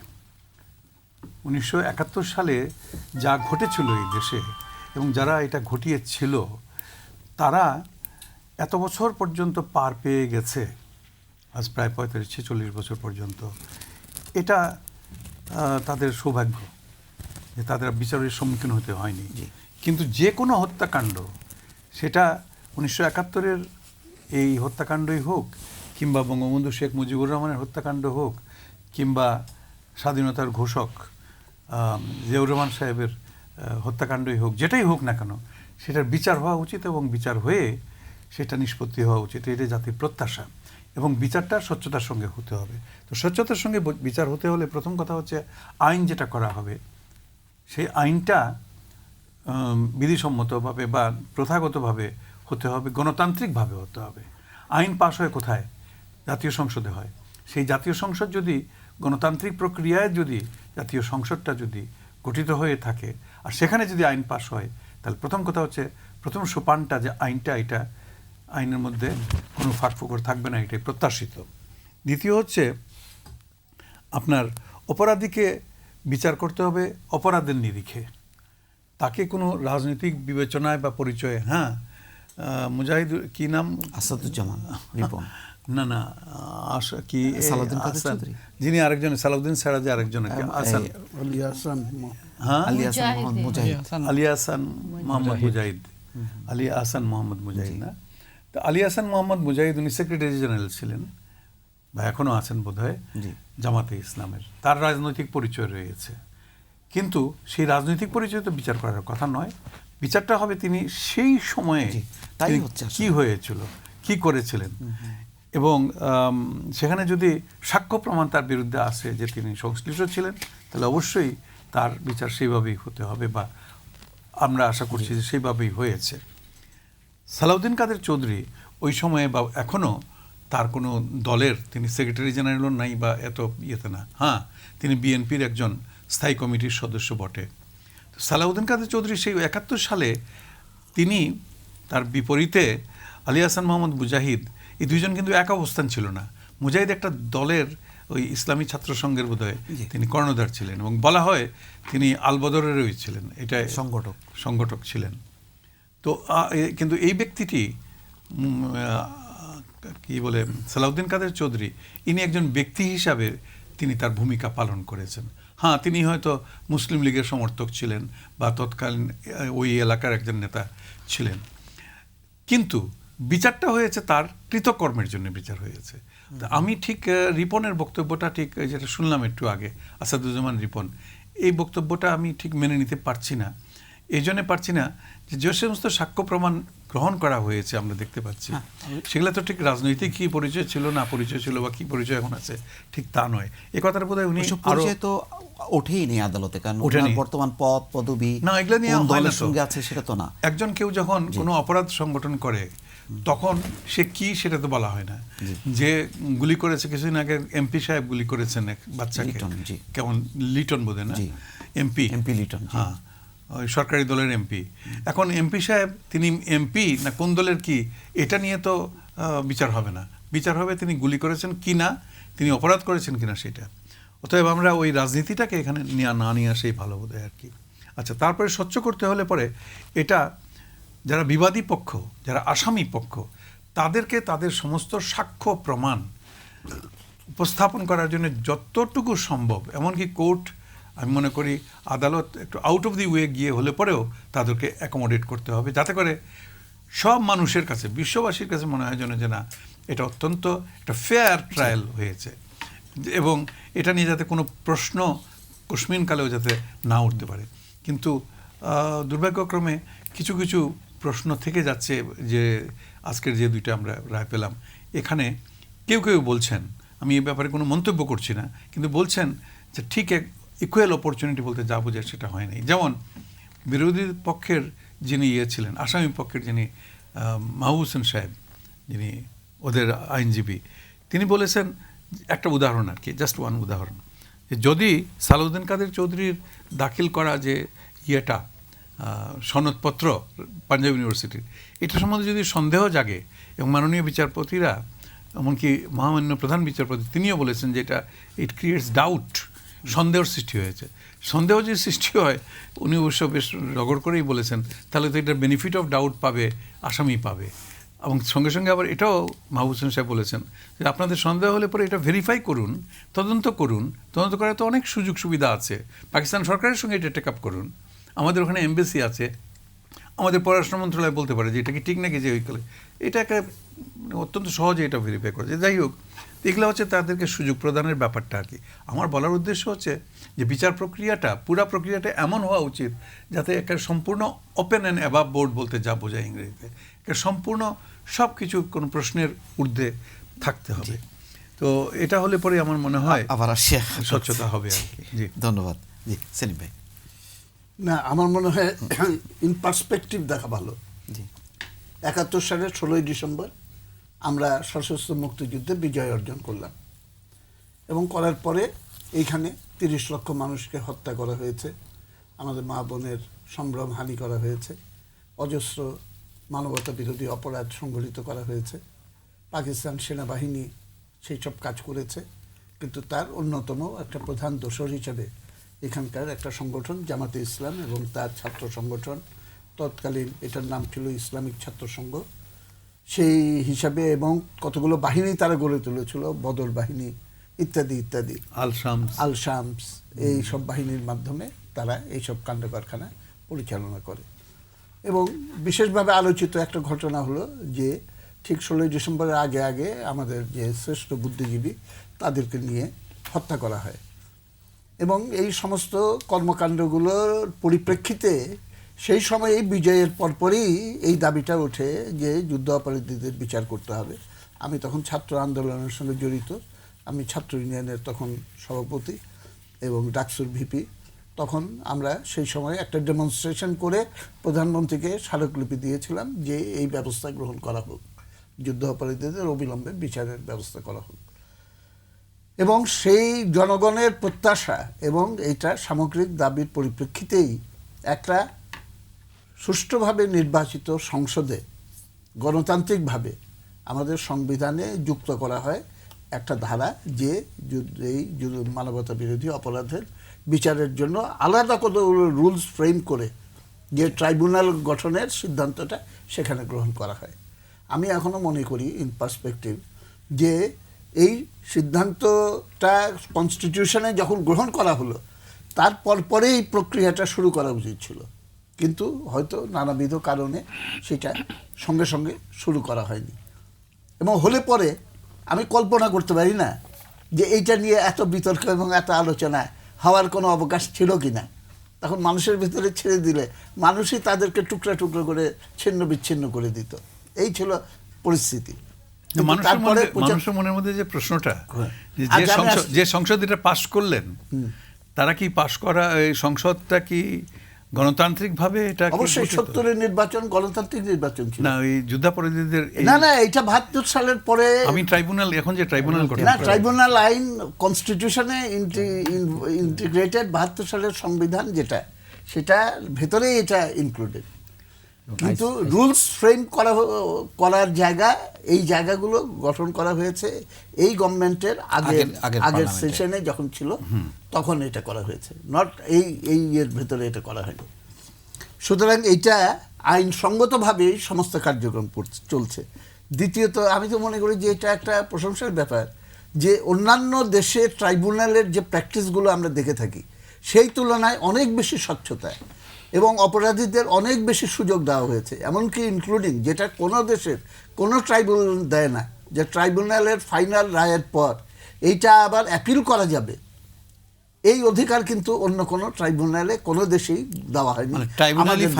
ট্রাইব্যুনালের রায় ফাইনাল, এইখানে অ্যাপিল করার সুযোগ দেওয়া হয়েছে, সেই অ্যাপিলের রায়ের উপরে আবার রিভিউ করার সুযোগ দেওয়া হয়েছে।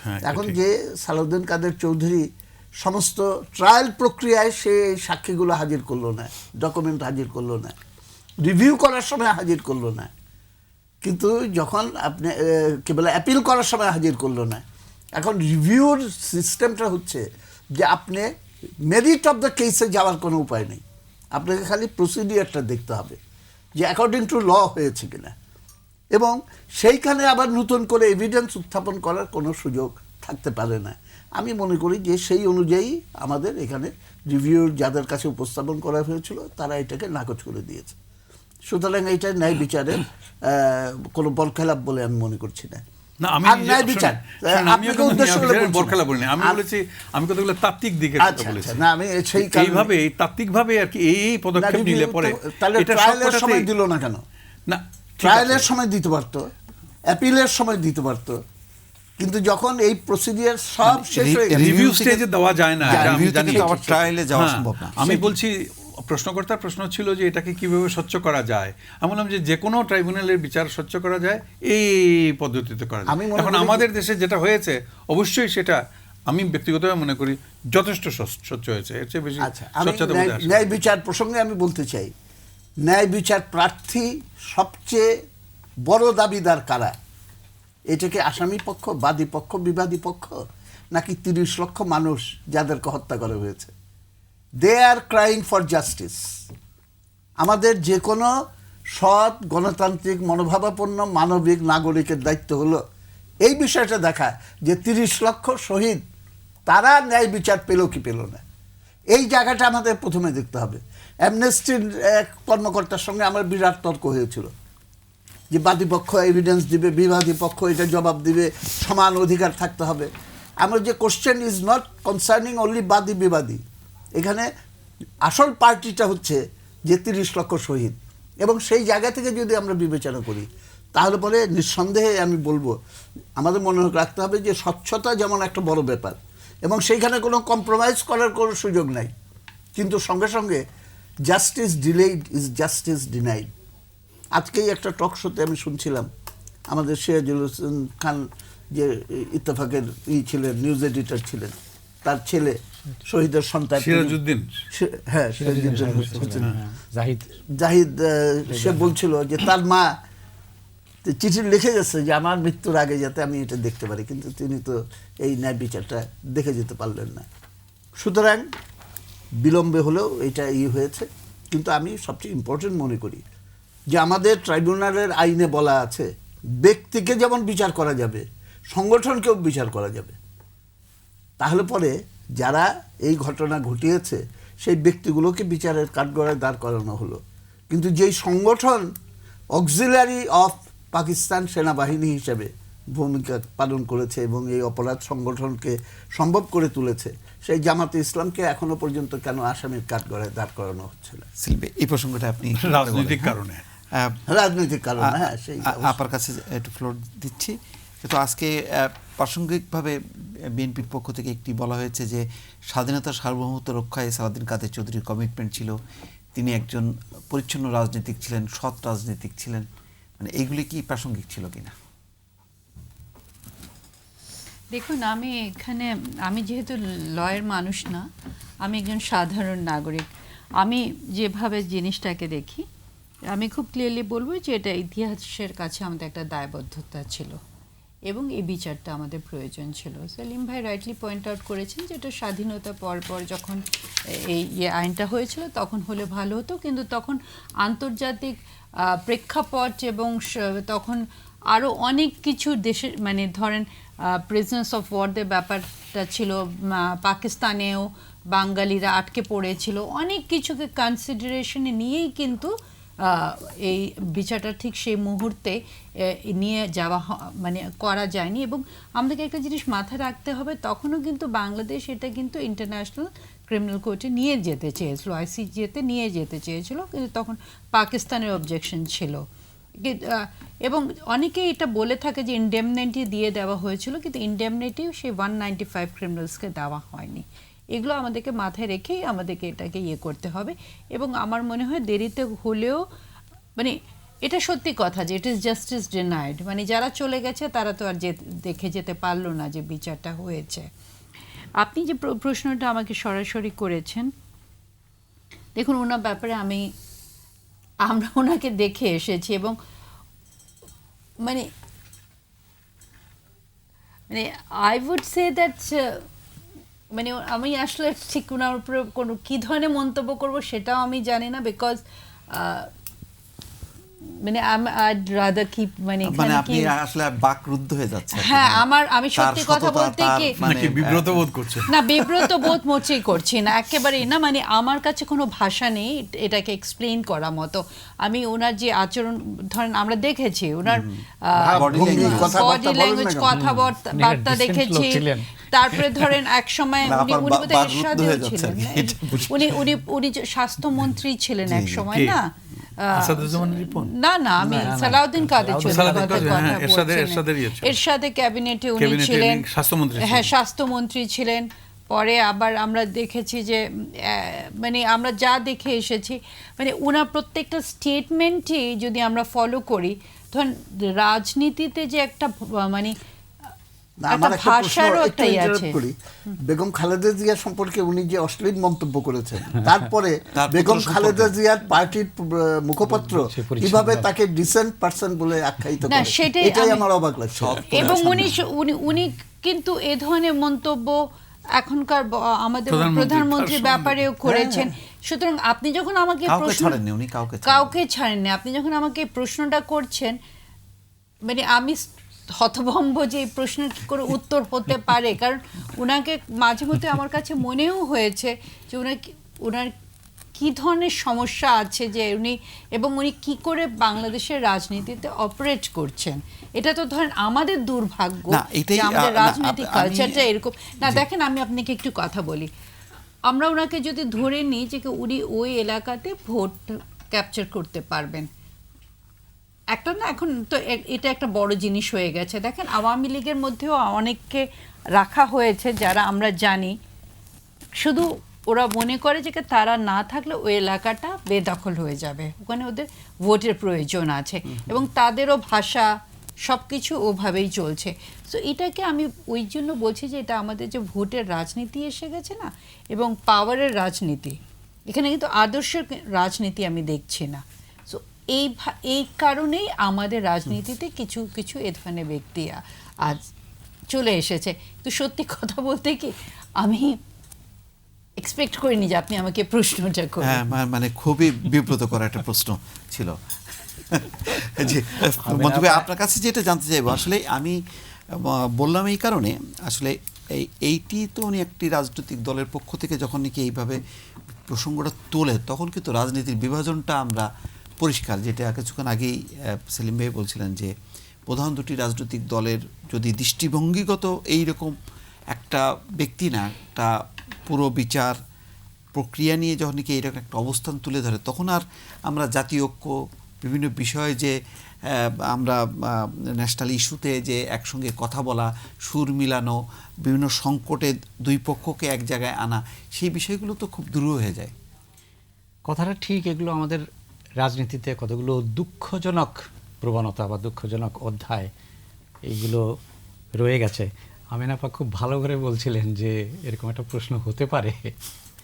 আমি আপনাদের আরেকটা কথা মনে করিয়ে দিই, ধরুন ভোটের রাজনীতিতে কোনো একটা কনস্টিটিউয়েন্সিতে এই ভদ্রলোক 6 বার জিতে এসেছিলেন, তো রাউজান এলাকাটা কি সেটা ঠিক, কিন্তু আমার কাছে আরও বিস্ময়কর যে ওই ভোটাররা নয়, রাজনীতির শীর্ষস্তরের লোকেরা এই ব্যক্তিকে ওআইসির সেক্রেটারি জেনারেল ক্যান্ডিডেট করতে চেয়েছিলেন। কাজেই সালাউদ্দিন কাদের চৌধুরীর গুরুত্বটা কিন্তু ওই দিক থেকে কম নয়, কেমন না, তার স্বীকৃতিও পেলেন আজকে। হ্যাঁ, তার যে একটা বিচার হয়েছে এটা একটা বড়ই স্বস্তিদায়ক ব্যাপার। আপনি যেটা বলছিলেন, আমাদের জাতীয় ঐক্যের ক্ষেত্রে এই গুরুতর সংকটটা রয়ে গেছে। অনেক জাতিরই তা নেই যে জাতির জন্ম নিয়ে জনগণের মৌলিক আকাঙ্ক্ষা ভিত্তিক যে আদর্শ বা চেতনা, জন্মকালীন জন্মের ইতিহাস, এই সব কিছু নিয়ে এই রকম বিভাজন এবং এই রকম বিতর্ক হয়, এটা একটা দুঃখজনক। এবং আমরা সেই ধরনের জাতীয় নেতৃত্বের অপেক্ষা করছি যারা এইটিকে অতিক্রম করে জাতীয় ঐক্য প্রতিষ্ঠা করতে পারবেন। অন্যথায় আপনার বিএনপির মধ্যে তো অনেক মুক্তিযোদ্ধা, সরাসরি মুক্তিযোদ্ধা, মানে বিএনপির প্রতিষ্ঠাতা জিয়াউর রহমানও তো মুক্তিযোদ্ধা, আবার সেই মুক্তিযোদ্ধাই আপনার সমস্ত রাজাকারদের পুনর্বাসনের জন্য, বঙ্গবন্ধুর হত্যাকারীদের পুনর্বাসনের জন্য সব কিছু করে গেলেন। এই দ্বন্দ্ব, এই বৈপরীত্য তো রয়েছেই। আর সেই বিএনপির ভেতরে যারা মুক্তিযোদ্ধা ছিলেন তারাও দীর্ঘ সময় পার করেছেন এবং করতে করতে এখন তারা একেবারে মানে জামাতের সঙ্গে প্রায় বিলীন হয়ে যাচ্ছেন। এইখানে আমার মনে হয় যে দেশে যারা মূল ধারায় গণতান্ত্রিক এবং মুক্তিযুদ্ধের চেতনার পক্ষে আছে, কেমন তাদেরও খুব ধৈর্য ধরে একদিকে আপনার মুক্তিযুদ্ধ বিরোধী জামাত এবং তাদের দোসর এই শক্তিগুলোকে পরাস্ত করতে হবে, অন্যদিকে মূলধারার রাজনীতি হিসেবেও মানে তার একটা অংশ হিসেবেও বিএনপির মধ্যে যদি সামান্যতম অবশিষ্টও থাকে মুক্তিযুদ্ধের পক্ষে দাঁড়ানোর কোনো লোক বা কোনো সমষ্টি, তাদেরকে রাজনৈতিকভাবে উইন ওভার করার বা রাজনৈতিকভাবে পথ দেখানোরও সম্ভবত অবকাশ আছে। নইলে আর সত্যই একটা সামগ্রিক জাতীয় ডায়ালগের মাধ্যমে আমাদেরকে জাতির মৌলিক বিষয়গুলোতে আমরা বিতর্ক করব না, সেগুলিকে আমরা টেনে মাটিতে নামাবো না, এই ব্যাপারে একটা ঐকমত্য হতেই হবে, অন্যথায় এই জায়গাটার সমাধান হবে না এবং গণতন্ত্র সে জায়গায় এখানে পরিপূর্ণতা পেতে পারবে না। আসছি আপনাদের কাছে আবার, আমরা একটু আবার ফিরে যাই আমাদের শিক্ষার্থীদের কাছে, স্টেট ইউনিভার্সিটি অফ বাংলাদেশের কাছে। শিক্ষার্থীদের কাছে আবারও প্রশ্ন আহ্বান করছি। জি, আমি সেলিম স্যারের কাছে প্রশ্নটি করতে চাই। আমরা শিক্ষার্থী বন্ধুকে দেখছি না। জি, আমি সেলিম স্যারের কাছে প্রশ্নটি করতে চাই। প্রশ্নটি হচ্ছে যে আমাদের সরকার পক্ষ থেকে বারবার বলা হচ্ছে যে যুদ্ধ অপরাধের বিচারকে বাধাগ্রস্ত করার জন্য আমাদের সংসদের বাইরের যে বিরোধী দল তারা বিভিন্ন ধরনের সহিংস কার্যক্রমে অংশ নিচ্ছে বা হরতালের মতো নাশকতা সৃষ্টি করছে। তো এই ক্ষেত্রে আমাদের যে ইন্টারনাল বা আন্তঃবিভাগীয় যেই রাজনীতি, এই কারণে কি বহির্বিশ্বের কেউ কি আমাদের এই সহিংস পরিবেশের সুযোগ নিতে পারে কিনা এবং এর প্রভাবে আমাদের দেশীয় যে রাজনীতি এটি কোনো ধরনের ক্ষতির মুখে পড়তে পারে কিনা? ধন্যবাদ। জি, ধন্যবাদ। পরের প্রশ্ন। ধন্যবাদ।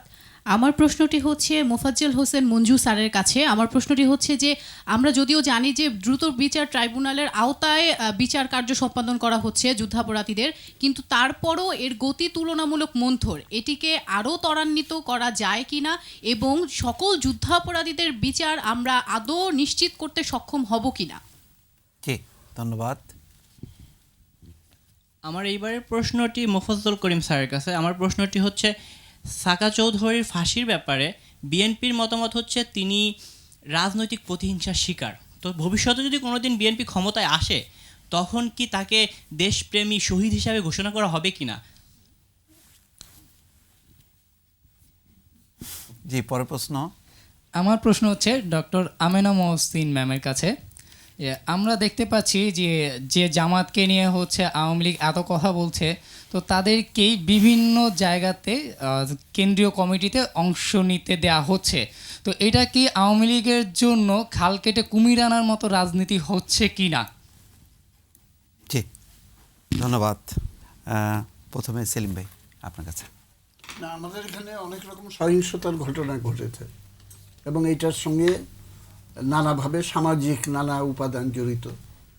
আমরা যদি রাজনীতির বাইরেও দেখি তাহলে পরে সমাজ একটা অপরাধ প্রবণতার ভেতরে চলে গেছে এবং দুর্বৃত্তায়ন, ক্রিমিনালাইজেশন অফ সোসাইটি, এই জায়গাটা আমাদের অ্যাড্রেস করতে অনেক সময় আমরা গুরুত্ব দেই না, সেটা আমি সঠিক মনে করছি না। এবং সেইখান থেকেই অন্যান্য ঘটনাবলীর উৎপত্তি হয়। লুটপাটের অর্থনীতি লুটপাটের রাজনীতির জন্ম দেয় এবং লুটপাটের ভাগবাটোয়ারা নিয়ে দ্বন্দ্ব, সেটাই সংঘাত এবং সহিংসতার জন্ম নেয়। আমি যদি বাংলাদেশ থেকে একটা ম্যাজিক করে বিএনপিকে এখন একেবারে ভ্যানিশ করিয়ে দিই তাহলে পরেও কিন্তু সহিংসতা থামবে না।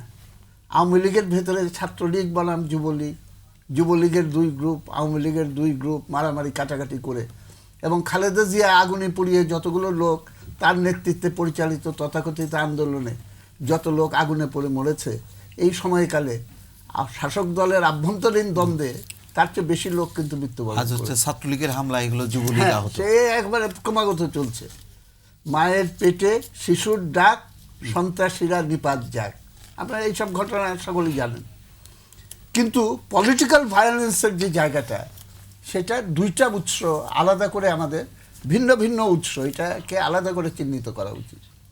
একটা হলো জঙ্গি সাম্প্রদায়িক শক্তি, তারা তাদের মতাদর্শের জায়গা থেকে এবং বাংলাদেশের অস্তিত্বটাকে নিশ্চিহ্ন করে এইটাকে আবার একটা নয়া পাকিস্তান বানানোর উদ্দেশ্যে আমাদের পুরা অগ্রগতি এবং সাফল্যটাকে একেবারে নিশ্চিহ্ন করার উদ্দেশ্যে এই এজেন্ডা নিয়ে তারা তৎপরতা চালাচ্ছে। এইটাকে কোনোভাবেই সহ্য করা যায় না। আমরা দেশ স্বাধীন করেছিলাম আবার নতুন করে পরাধীন হওয়ার জন্য না, বা পাকিস্তানের আদর্শে আরেকটা দেশ আবার নতুন করে সৃষ্টি করার জন্য না। কিন্তু দুর্ভাগ্য যে এই শক্তির বিরুদ্ধে সমস্ত জাতি ঐক্যবদ্ধ হওয়ার ক্ষেত্রে মতাদর্শকে প্রাধান্য দিয়ে যেভাবে আগানো উচিত সেইভাবে না অগ্রসর হয়ে মতাদর্শের চেয়ে ক্ষমতার প্রশ্নকে প্রাধান্য দিচ্ছে প্রধান 2টি দল, আওয়ামী লীগ এবং বিএনপি। সুতরাং যদি তাদের সামনে প্রশ্ন আসে যে ক্ষমতার প্রয়োজনে আদর্শটাকেও একটু পেছনে ঠেলে দিতে হবে, তাহলে তারা বিন্দুমাত্র দ্বিধা করবে না। সেই কারণেই আমরা দেখি যে একদিকে বিএনপি জামাতে ইসলামকে আশ্রয় দিয়ে রাজনীতি করার চেষ্টা করছে এবং বিএনপি জামাতকে সঙ্গে রাখার জন্য তার যে আবদার, এবং বিএনপি জামাতের মিছিলগুলো দেখেছেন, মিটিংগুলো দেখেছেন, সেখানে বিএনপির নেতারা না চাইলেও জামাতে ইসলামের লোকেরা ফেস্টুন নিয়ে আসে যে রাজবন্দীদের, এবং সেখানে গোলাম আজম, নিজামী, এদের ছবি টবি দিয়ে যে তাদের মুক্তি চাই।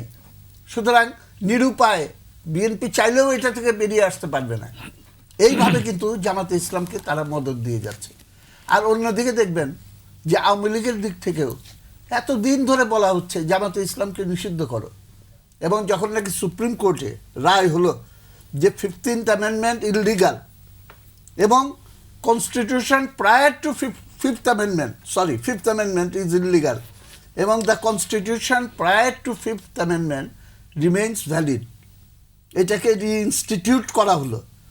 তখন আমাদের তৎকালীন আইনমন্ত্রী শফিক সাহেব তিনি দাঁড়িয়ে সাংবাদিকদের বললেন যে এই মুহূর্ত থেকে জামাতে ইসলাম নিষিদ্ধ হয়ে গেল।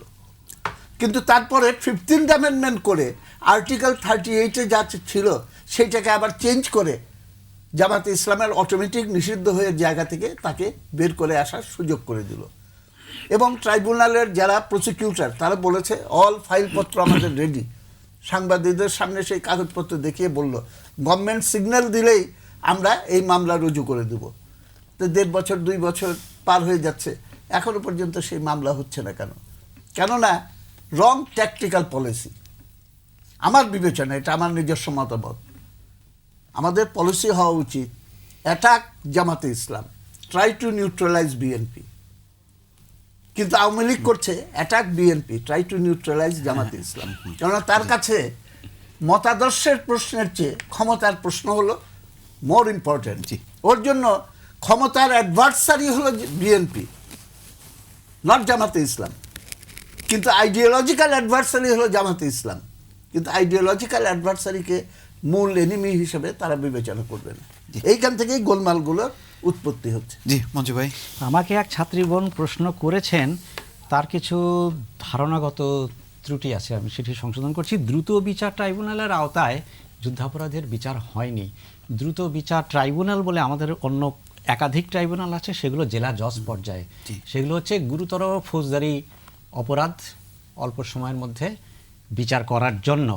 যুদ্ধাপরাধের বিচারটা হয়েছে আন্তর্জাতিক অপরাধ ট্রাইব্যুনাল, আইসিটি বলে অন্য একটা আইন, সাংবিধানিকভাবেই যে অপরাধগুলো আন্তর্জাতিক আইনেও অপরাধ, মানে গণহত্যা, মানবতা বিরোধী অপরাধ, সাধারণ ফৌজদারি অপরাধ নয়, এগুলো অবশ্যই ফৌজদারি অপরাধের অন্তর্ভুক্ত। আবার এর একটা অন্য চরিত্র আছে, কোনো একটি কমিউনিটিকে ধ্বংস করে দেওয়ার জন্য, হ্যাঁ, এ ধরনের আরও অনেকগুলো সংজ্ঞা আছে যার দ্বারা গণহত্যাকে ব্যাখ্যা করা যায়। সেই অপরাধগুলো বিচারের জন্য আমাদের দেশে 73 সালে এই আইনটা তৈরি হয়েছিল। সেই আইনের বলে গঠিত ট্রাইব্যুনালে বিচার হয়েছে। এখন বিলম্বিত হয়েছে কি না, বিচার তো আসলে বড় বড় যুদ্ধাপরাধীদের বিচার প্রায় সম্পন্ন হয়ে গেছে। তবে এই প্রায় 5 বছর ধরে বিচারটা চলেছে।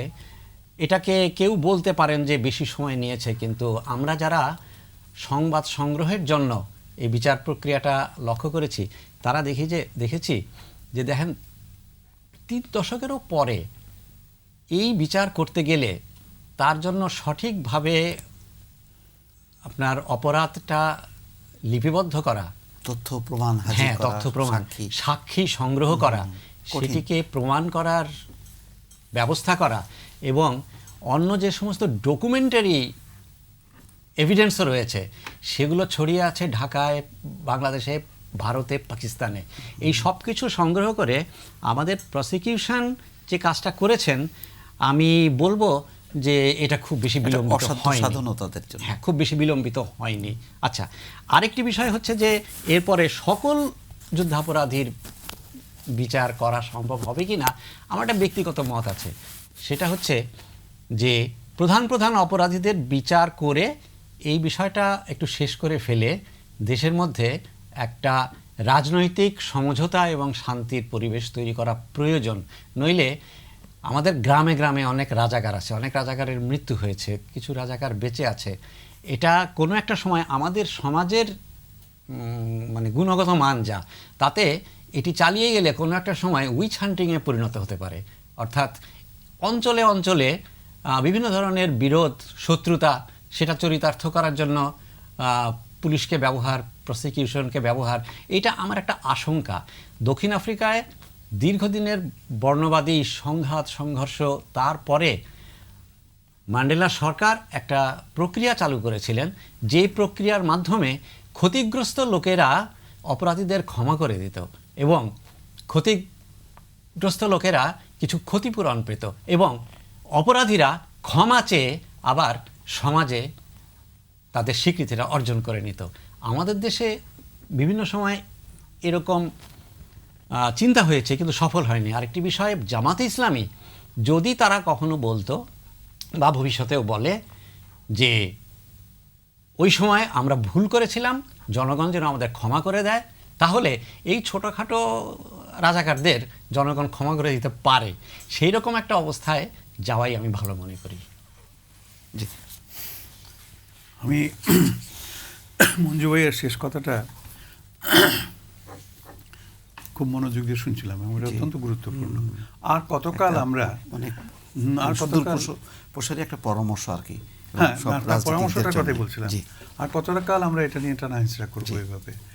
একটা জাতীয় ঐকমত্য তো অত্যন্ত জরুরি, এটা আমরা সবাই বারবার বলে আসছি। আজকেও সেলিম ভাই বলেছেন বা মঞ্জু ভাই বললেন, কিন্তু সেটা আসতে হলে পরে যারা তখন অপরাধ করেছিল, যাদের অপরাধ এখন প্রমাণিত হচ্ছে আদালতে আইনি প্রক্রিয়ায়, তাদেরকে তো অবশ্যই স্বীকার করতে হবে যে তখন ভুল করেছিলাম। সেটাই জামাত তো কিন্তু সেটা না করলে পরে তো হবে না। আমার কাছে কিন্তু যে প্রশ্নটা এসছে সেটা বেশ ভালো একটা প্রশ্ন, মজার প্রশ্ন আমি মনে করি, যে বিএনপি যে বলছে, তিনি বলছেন যে এটা বিএনপির ভাষ্য, বলার কারণও আছে, কারণ বিএনপির মুখপাত্র যখন আসাদুজ্জামান রিপন তো বিএনপির মুখপাত্র এখন, যদিও বিএনপির হাইকমান্ড বলতে এখন এই মুহূর্তে কিছু দৃশ্যমান নেই, তবুও আসাদুজ্জামান রিপনকে দায়িত্ব দেওয়া হয়েছে দলের পক্ষে কথা বলার জন্য। উনি যখন বলছেন যে এটা একটা রাজনৈতিক বিচার হয়ে গেছে বা উদ্দেশ্য প্রণীত, এরকম একটা কথা বলেছেন। অবশ্য তার আগে যে কথাগুলো রিপন বলেছেন সেটাও কিন্তু আমাদের লক্ষ্য রাখা উচিত। তিনি ডিফেন্সের কথা বলেছেন, যে ডিফেন্সের তরফ থেকে ডিফেন্স অফ এলিবাইয়ের কথা বলেছেন, যে এই ভদ্রলোক সালাউদ্দিন কাদের চৌধুরী তিনি দেশে ছিলেন না এটা প্রমাণ করার জন্য তিনি তোলপাড় করেছেন, বা সেই পাকিস্তান থেকে গন্ধমাদন পর্বত উঠিয়ে নিয়ে আসবার চেষ্টা করেছেন, এই প্রক্রিয়ার কথাই বলেছেন। যে এটা যদি প্রমাণ হয়ে যায়, আইনে কিন্তু ডিফেন্স অফ এলিবাই বলে এটাকে, যে আমি একটা অপরাধের সময় আমি এখানে ছিলাম না। এটা কিন্তু নতুনও কিছু না, এটা 2013 সালেও কিন্তু আবার এই বিষয়গুলোই নিষ্পত্তি। হ্যাঁ, অবশ্যই। তো সেই দিকে ইঙ্গিত করেছেন রিপন তার বক্তব্যের মধ্যে প্রথমার্ধে আর কি। কিন্তু ওই পর্যন্ত আমি বেশ ভালোই শুনতেছিলাম। হঠাৎ করে দেখি তিনি একটা বোমা ফাটালেন যে এটা একটা রাজনৈতিক বিচারের মতো হয়েছে। এই কথাটা ঠিক ওইটার সঙ্গে এটা ঠিক সঙ্গতিপূর্ণ না। এই কারণে আমি তখন বলেছিলাম যে একটু ব্যাখ্যা দিলে পরে রিপনের পক্ষে ভালো হয়। তবে হ্যাঁ, পরিচ্ছন্ন, সৎ, তারপরে কমিটমেন্ট, স্বাধীনতা সার্বভৌমত্ব রক্ষা, এই সমস্ত সার্টিফিকেট দেওয়ার বোধহয় কোনো দরকার ছিল না। কারণ তিনি সৎ ছিলেন না, তিনি পাকিস্তানের পক্ষে কাজ করেছেন না বাংলাদেশের পক্ষে কাজ করেছেন, এটা আর কেউ না জানুক। চট্টগ্রামবাসী জানে, রাউজানবাসী জানে, পূর্ব পাকিস্তান নামক যে প্রদেশটি ছিল, যেটা 71 সালে বাংলাদেশ হিসাবে জন্মগ্রহণ করেছে, সেই দেশবাসীরা জানে। স্যার, আপনি এই অনেক সাক্ষীতে আমরা ট্রাইব্যুনালে আসা যাওয়ার আপনি ছবিগুলিও যখন আপনি যদি দেখেন, ওনার হাঁটা চলার ভঙ্গিগুলি একটু অদ্ভুত, সম্পূর্ণ অদ্ভুতপূর্ণ, আগাগোড়াই বিচারের প্রক্রিয়ার মধ্যে। আমি জানি না আমার সহ আলোচকরা একমত হবেন কিনা, কিন্তু আমি লক্ষ্য করেছি তার কথাবার্তার মধ্যে একটা অদ্ভুতপূর্ণ ভাব সবসময় ছিল। আদালতকে কখনো, আমিও ছোটোখাটো আদালতের মানে হাকিমগিরি করেছি বেশ কিছুদিন, এরকম আদালতকে আপনি করতে পারেন না।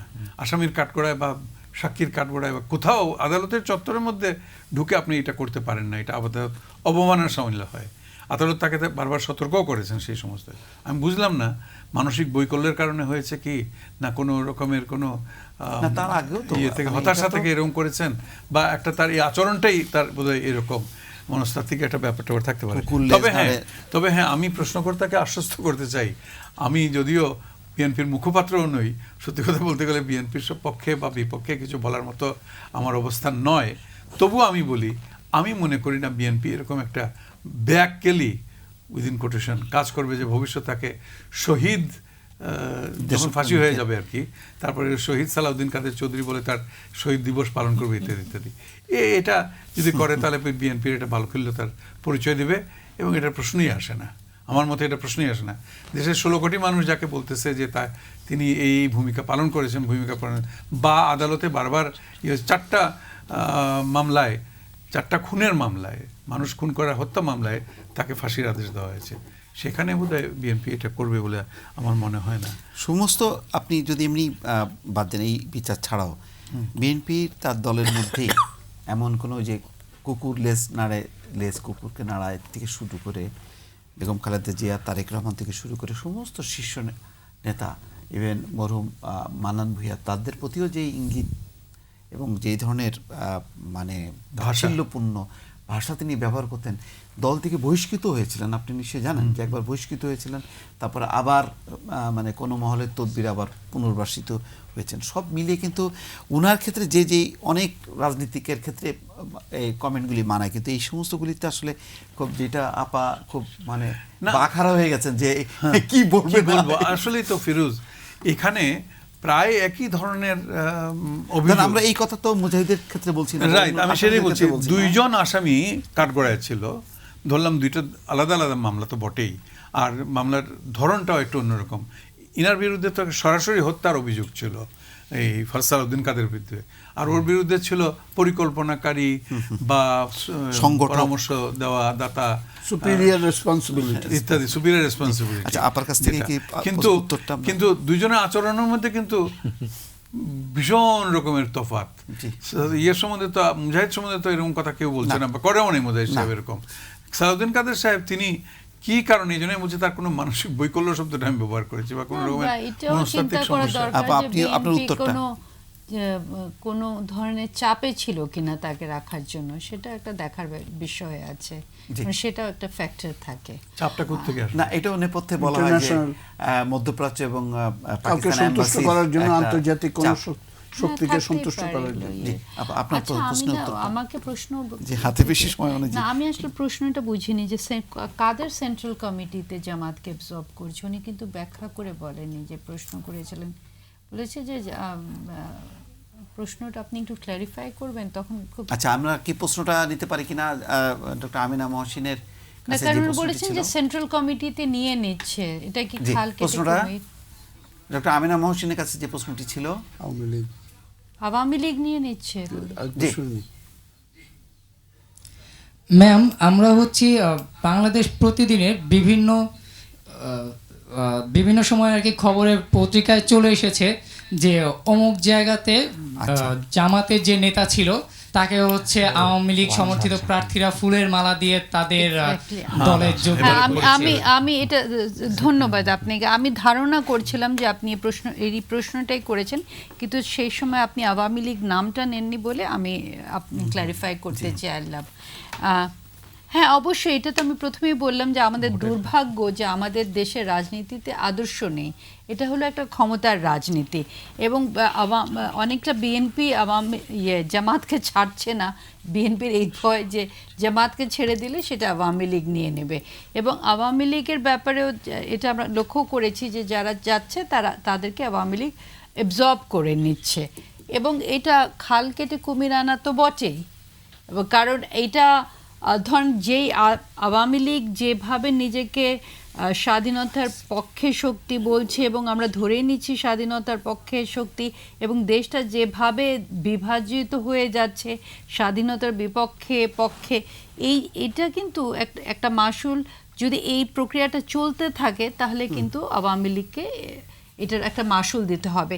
আমি একটা কথা একদম এটা না বলে পারছি না ফিরোজ ভাই, সেটা হলো ইন্টারেস্টিং। আমি একটা টক শোতে আমার সাথে একজন সাংবাদিক বসেছিলেন, উনি আওয়ামী লীগপন্থী ছিলেন, এবং উনি আমাকে বললেন, তো এটা তো ভালোই হচ্ছে যে সারা দেশে একই মতবাদের লোক থাকবে এরপর থেকে, কিন্তু একই মতবাদের লোক তো কখনো সারা দেশে থাকে না, এবং সেটা হয়ে যায় তখন ফ্যাসিজমের দিকে চলে যায়।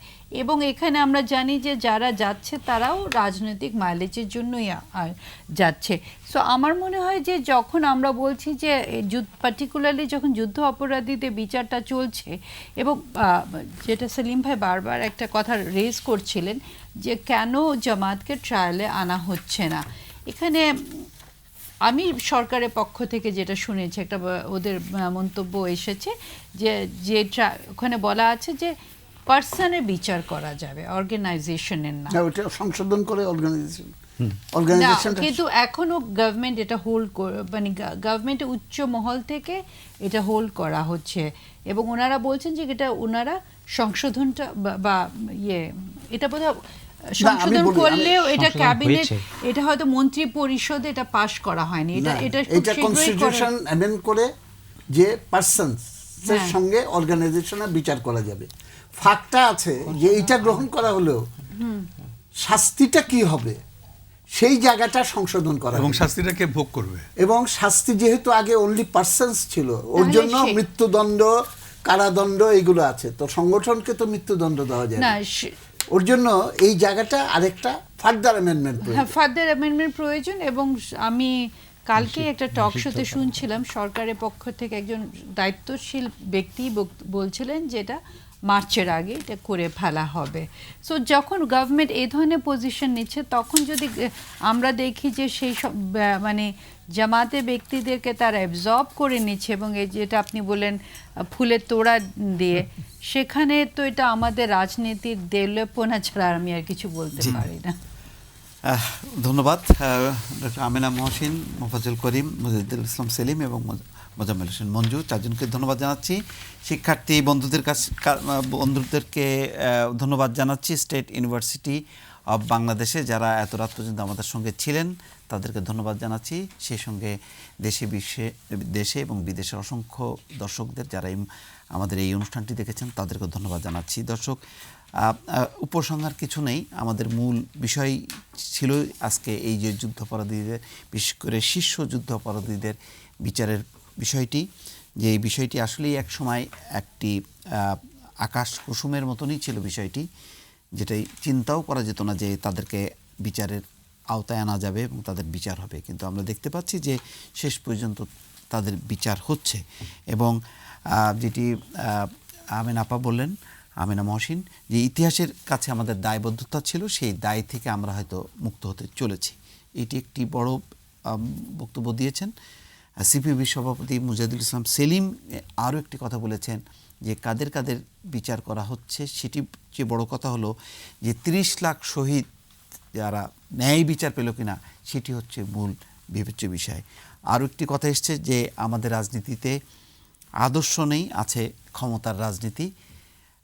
এখন এই প্রেক্ষিতে বলা যায় যে শেষ পর্যন্ত যুদ্ধাপরাধীদের বিচারের মধ্য দিয়ে যে আদর্শিক অবস্থানটা আমরা প্রতিষ্ঠা করতে যাচ্ছি, তার মধ্য থেকে অন্তত রাজনীতি যাতে একটি আদর্শের জায়গায় আসে এবং ভবিষ্যতে যাতে এই আদর্শের জায়গায় পৌঁছানোর জন্য সমস্ত রাজনৈতিক দল জাতীয় ইস্যুতে যাতে ঐক্যমত্য হয়, ঐক্যবদ্ধভাবে যাতে দেশকে এগিয়ে নিয়ে যায়, সেই ধরনের রাজনৈতিক মতপার্থক্য দূর করে যাতে রাজনীতিকরা কাছাকাছি আসেন, জাতির একটা দিক নির্দেশনা তারা দেন, সেটি প্রত্যাশা আমাদের থাকলো আজকের এই প্যানেলে। আজ এই পর্যন্তই। ভালো থাকুন, সুস্থ থাকুন সবাই।